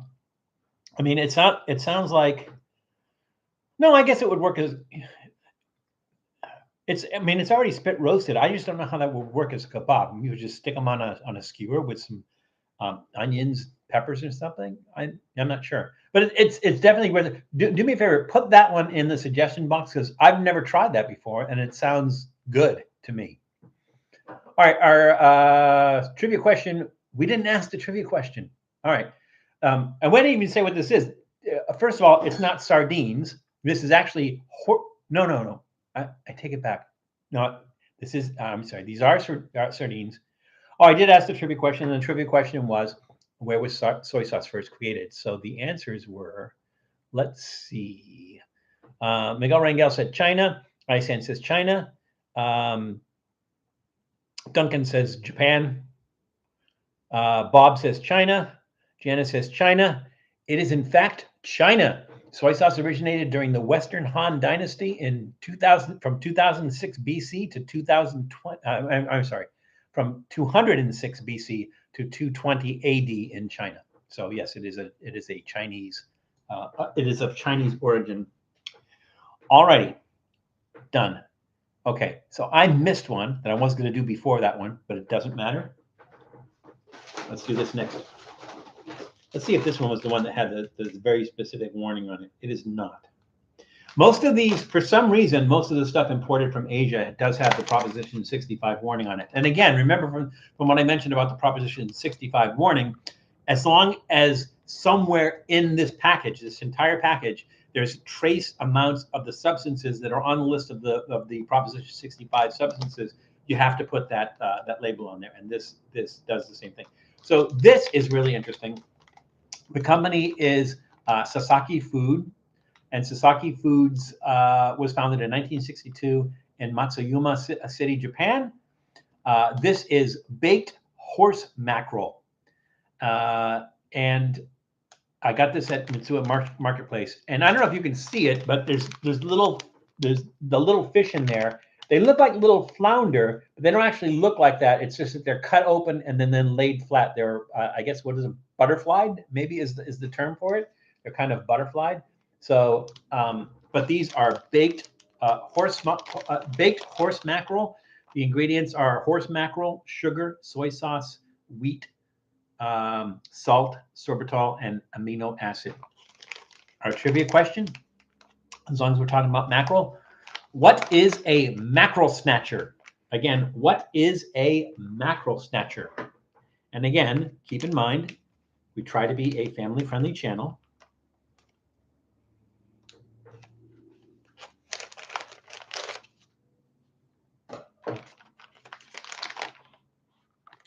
See, this is full of fish, but it doesn't have that same fishy taste that the sardines do.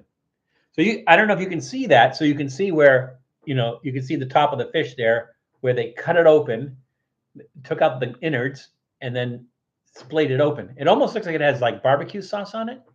Now, I don't know if this is fried. Did I say baked? Yeah, it is baked. I'm going to go ahead and eat the tail. It should be crunchy. So usually when you fry fish and everything, the fins and the tail get crunchy and you can eat those. They're like sea potato chips. This one doesn't specify, but I'm going to go ahead and eat these. It almost looks like a stingray.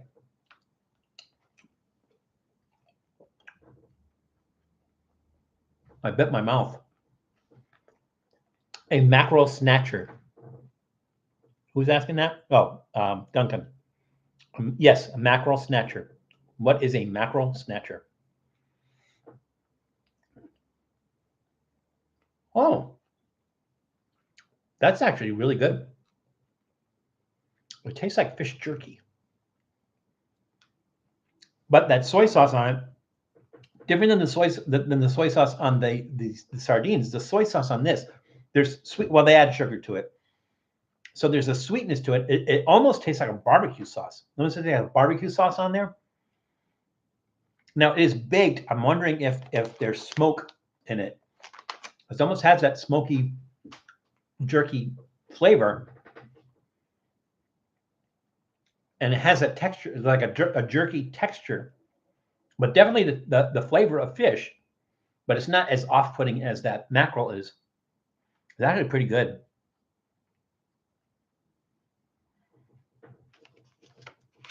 And I do like that sweet. The sweet. It almost tastes like barbecue sauce. Seriously, tastes like barbecue sauce on it.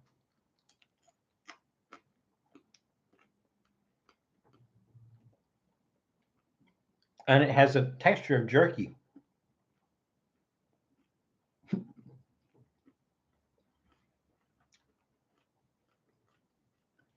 That's really good.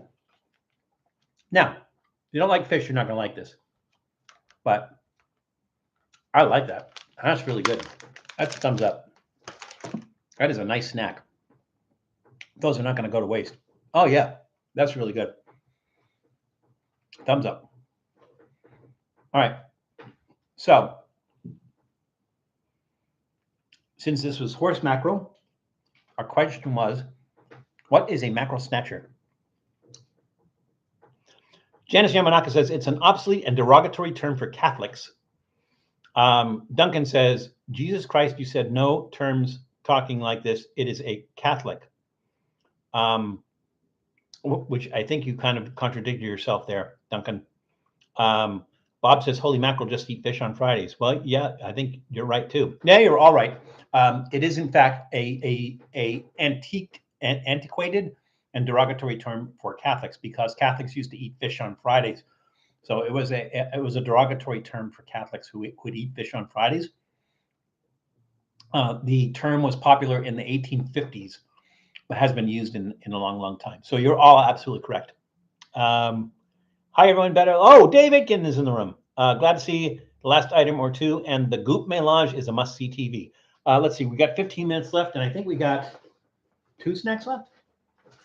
Two snacks left. So I think we're gonna have no problem doing Goop Mélange. We may go a little bit over if that's okay with you guys. I know you guys like the Goop Mélange, so if you don't mind going over a little bit, but we'll get this moving. Again, 15 minutes left and 2 items. We should be able to do this. Let's see. What was I going to do next? I was going to do, yes, that one next. Okay. Okay. Bear with me while I do some housekeeping. All right. Now, you guys should recognize the brand because we've recently done one of their chips. This one's premium though. So this is premium Chip Star shrimp potato chips. I can't remember what, I think maybe it was even last week we did a Chip Star potato chip, but I can't remember which one it was. This, again, I got this at Nissui Marketplace. This is a product of Japan. And this is shrimp flavored, as if you couldn't tell by all the packaging on it that shows a little shrimp on it, right? It is shrimp flavored Chip Star potato chips. Now, these are kind of flaked in form, so they use potato flakes so that they're all uniform shape, and they put them in the can just like Pringles. The big difference between this and Pringles is not, it's only, I would say it's mostly potato, but they also use corn and wheat flours as well. This is 100% potato. So the ingredients in this is potato flake, palm oil, shrimp powder, salt, seaweed, modified starch, citric acid, because there's citric acid in everything. Contains shrimp. Yeah, well, I hope so. Made in a facility that uses wheat, egg, milk, crab, contains bioengineered food ingredients. You mentioned a bioengineered shrimp. Yeah, they make them 6 feet long so they can get more in a can. Trivia question. Well, first of all, Chip Star is a product line of YBC. YBC is Yamazaki Baking Company, which was founded in Ichikawa, Chiba, Japan in 1948 by Tojiro Ijima. And our trivia question is, as long as we're talking about Pringles, what is the name of Pringles' mascot? You guys should know this because we every time we have Pringles, I think we mention him. So what is the name of Pringles' mascot? You know the guy with the handlebar mustache? That guy? Bioengineered shrimp sounds like the premise of a drive-in horror. Tell me about it, yeah. We can't control them. They're growing out of control. And they're radioactive. I wasn't calling you Doodle, but you're always welcome. So in addition to being in the can like Pringles, they're in a package, so it holds them from, like Pringles, you shake the can and you just like damaged all of them. Now, this is really weird. So that the texture of this and the appearance of it is so much different than Pringles. And let's see if we can get that clear. It smells a little shrimpy.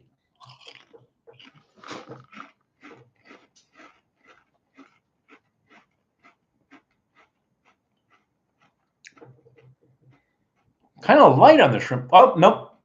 Take that back. It starts out light on the shrimp flavor. The shrimp flavor comes in afterwards. But they're all uniform size, again, because they're made from potato flakes.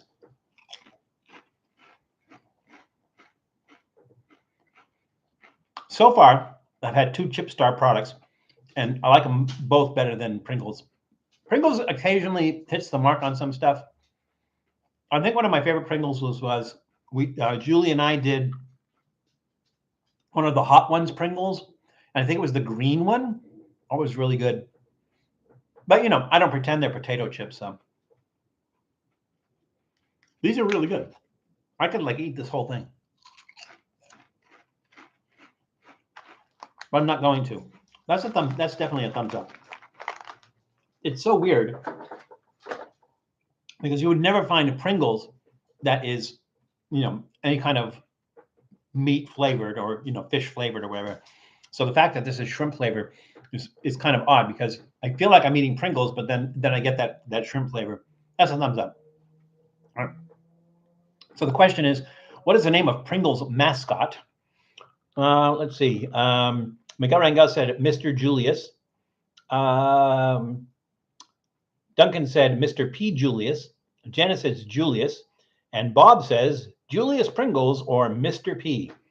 You're all correct. It is Julius Pringle. So his name is Julius Pringle. By the way, Pringle is not named after any real person. They just came up with a name and it stuck. So it's not named after a person, and it's not named after, like you would think it would be named after like something about the process or the, what's in it or something, but it's not. It's just like an arbitrary name they gave to it. And I don't think Julius was originally his name. I think they added that later. So I'm back. Work got busy for a bit. Also, Matt's not going to be on today. He just canceled. He and Michelle are doing a lot of life stuff today. Well, good for them. I mean, I hope it's good for them, and I hope it's not like an emergency or a bad thing. But it's always good to do other things besides, this. For Matt, I know he loves what he does, but this is his job, and it's it's nice when you get a break from your job and you can do like other things and stuff. So for him, I think it's nice that he has a break. All right, so we got Julius Pringle. Let's see, 2:51. We got like 9 minutes left. We got another snack left to do. And like I said, I think we're just going to go a little bit over, but if you guys don't mind, we'll still do Gout Mélange. All right, last and maybe not least, least, I don't know. These are J Basket is the company, or the product line. J Basket is the product line. These are J Basket spicy shrimp chips. And again, I got these at Nissui Marketplace. This is a product of Taiwan. This is a product of JFC, which is Japan Food Corporation. And Japan Food Corporation was created by a merger from Pacific Mutual Sales and Modern Food in 1958 to become Japan Food Corporation, or JFC, in Tokyo, Japan. So, again, we're talking about shrimp. We did like 2 fish things, 2 shrimp things. Interesting. The question is, as long as we're talking about shrimp, what is the name of the shrimp character in SpongeBob SquarePants? What is the name of the shrimp character in SpongeBob SquarePants? Speaking of SpongeBob SquarePants, did anybody watch my my video where I did the Krabby Patty? I called it the Krabby Patty because it wasn't a collaboration with Cartoon Network or anybody on that. I was just really disappointed to find out that the Krabby Patty collaboration that they did with Wendy's was just one of Wendy's burgers with a different sauce on it, which was, to me, sounded really, really disappointing. So I thought I would do like a more of a tribute when I did my Krabby Patty, but I don't know who saw that, the Krabby Patty. Looks wise, texture wise, and everything, that's just a shrimp chip, right? But again, this is spicy shrimp chip. I haven't had one of these before. Let's see how spicy. Ooh, those are so. I mean, they look dense, but honestly, they start dissolving as soon as you put it in your mouth.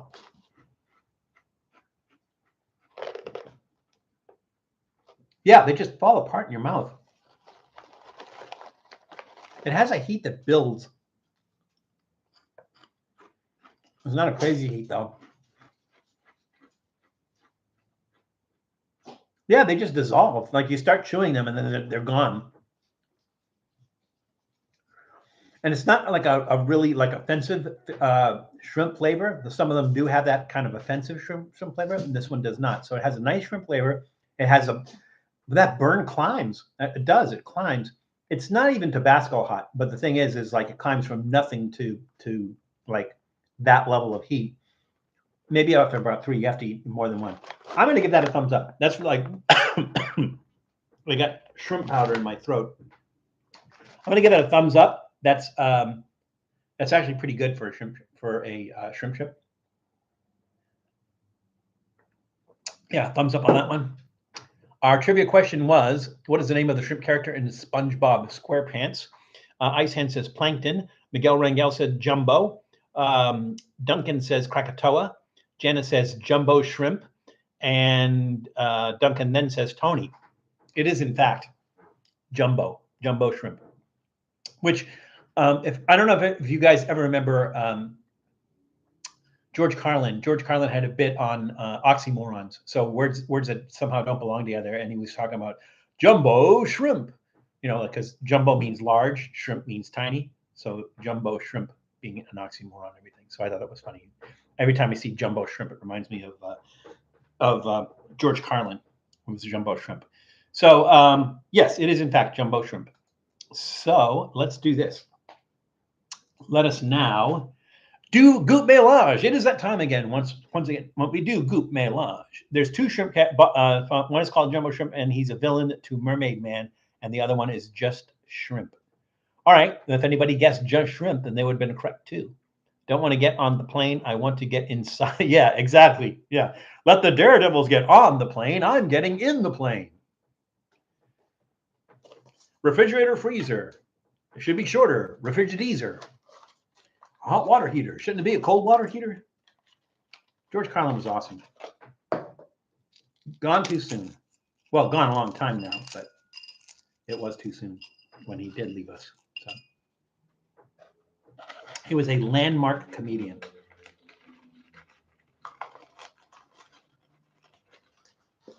And if you grew up Catholic like he did, and I did, or let's say I grew up in a Catholic household and I went to Catholic school, then a lot of that humor that he did really hit home.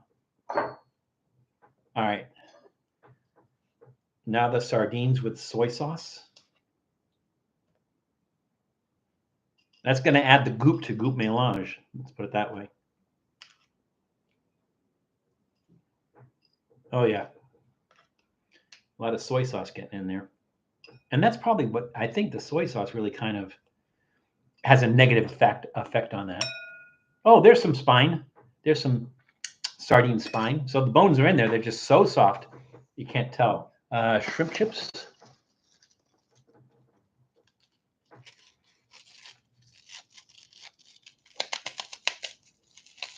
Then there's the heavy seven, the 7 words you can't say on television. And some of them you can say on television now. I am not going to review them here, and I don't want you to review them here. Just that if you would get a chance and you are not easily offended, that is a funny routine to listen to.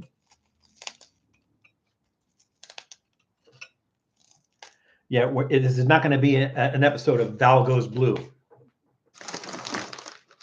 Although, you know, on some reckless eating episodes, you can experience salty Val. I'm just going to put that popcorn in like that. I'm not going to bother breaking that up. Same with these cashews.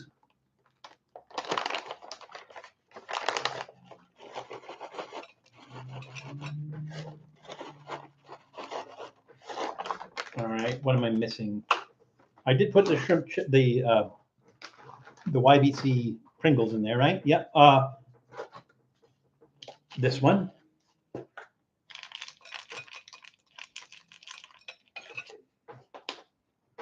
The mac and cheese, which is starting to solidify, which is okay by me.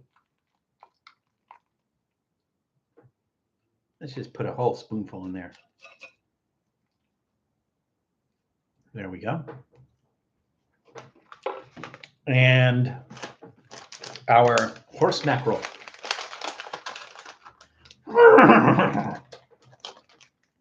That's Val doing a horse mackerel. Oh, you taking off, Duncan? Have a good day and have a good week. And we hopefully will see you next week. Oh, speaking of next week, I don't know that I'm going to be able to live stream next week, but I'm pretty sure, and I'll let you guys know if this is not the case. I'm pretty sure that Julie is going to do a live stream next week. So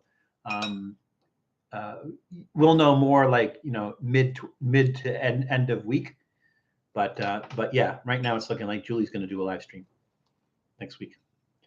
And because I'm going to be like in transit. I'm going to be going back to Trippy Food West. And so the next time you see me, we'll be broadcasting from there. I just got to cut this up because this is kind of like jerky texture, so it's not going to break up easily. These are really good. I'm surprised at these. All right, here we go.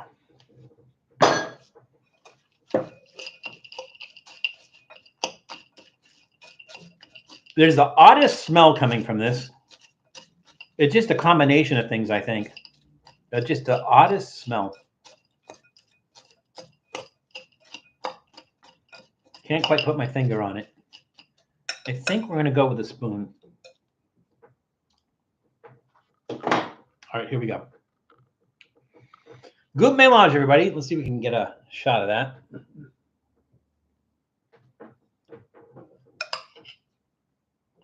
I think it's mostly savory. We didn't really do anything like exceptionally sweet, right? No, it's, well, maybe the apple cider donut cashews.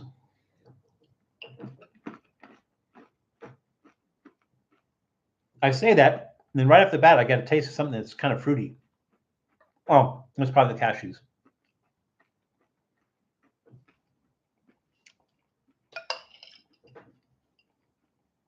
A lot of sugar on that. I'm getting a lot of the sugar off that.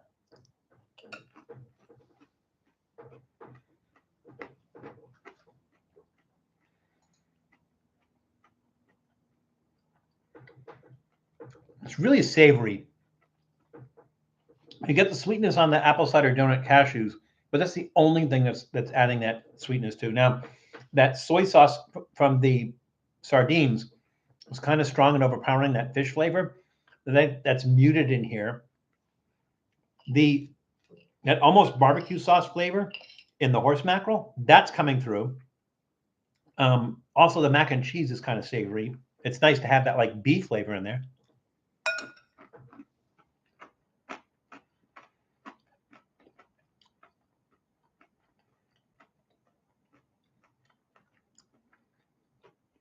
It's actually pretty good. It's actually one of the better goût mélanges I've done. I'm going to give that. If I was going to actually combine these things into a dish that I was going to serve, I don't think I would put the sardines in there because that's the only thing that kind of like is a little bit off-putting in there. So I'm going to give it a thumbs up, but trending downward slightly. All right, so that wraps up another Trippy Food live stream. And again, I mentioned previously that I think that Julie might be doing the live stream next week, but I'll let you guys know ahead of time. But I thank you for taking part of your weekend and spending it with us. I love spending time with you guys. It's a great community, and I just really love interacting with you guys. I learn from you. Maybe you learn from me. We all have fun. And I think it's just, I honestly like seeing the other chats and a lot of the other live streams and everything. This is one of the better ones. And you guys are all on. You guys are, it's just a great community. And I really appreciate you guys, your support. If you have not subscribed to our channel and you enjoy our channel, then please do subscribe. And when you do subscribe, make sure you click that little bell with the lines on the outside of it. And that way you get notified when we're doing a live stream. You get notified when we upload an episode or everything, and you won't miss anything. Now, also remember that remember the other channels. We just saw Duncan's, which I think we're gonna check it out, and we'll probably add it to our list of featured channels. We have Janice Yamanaka. We have Old Guy in Colorado, Tom Raymond's channel. So check out these other channels. We wouldn't recommend them to you if we didn't think you would like them. So be sure and check them out. And if you like them, subscribe, like, hit the like, thumbs up thing in the video, and leave comments.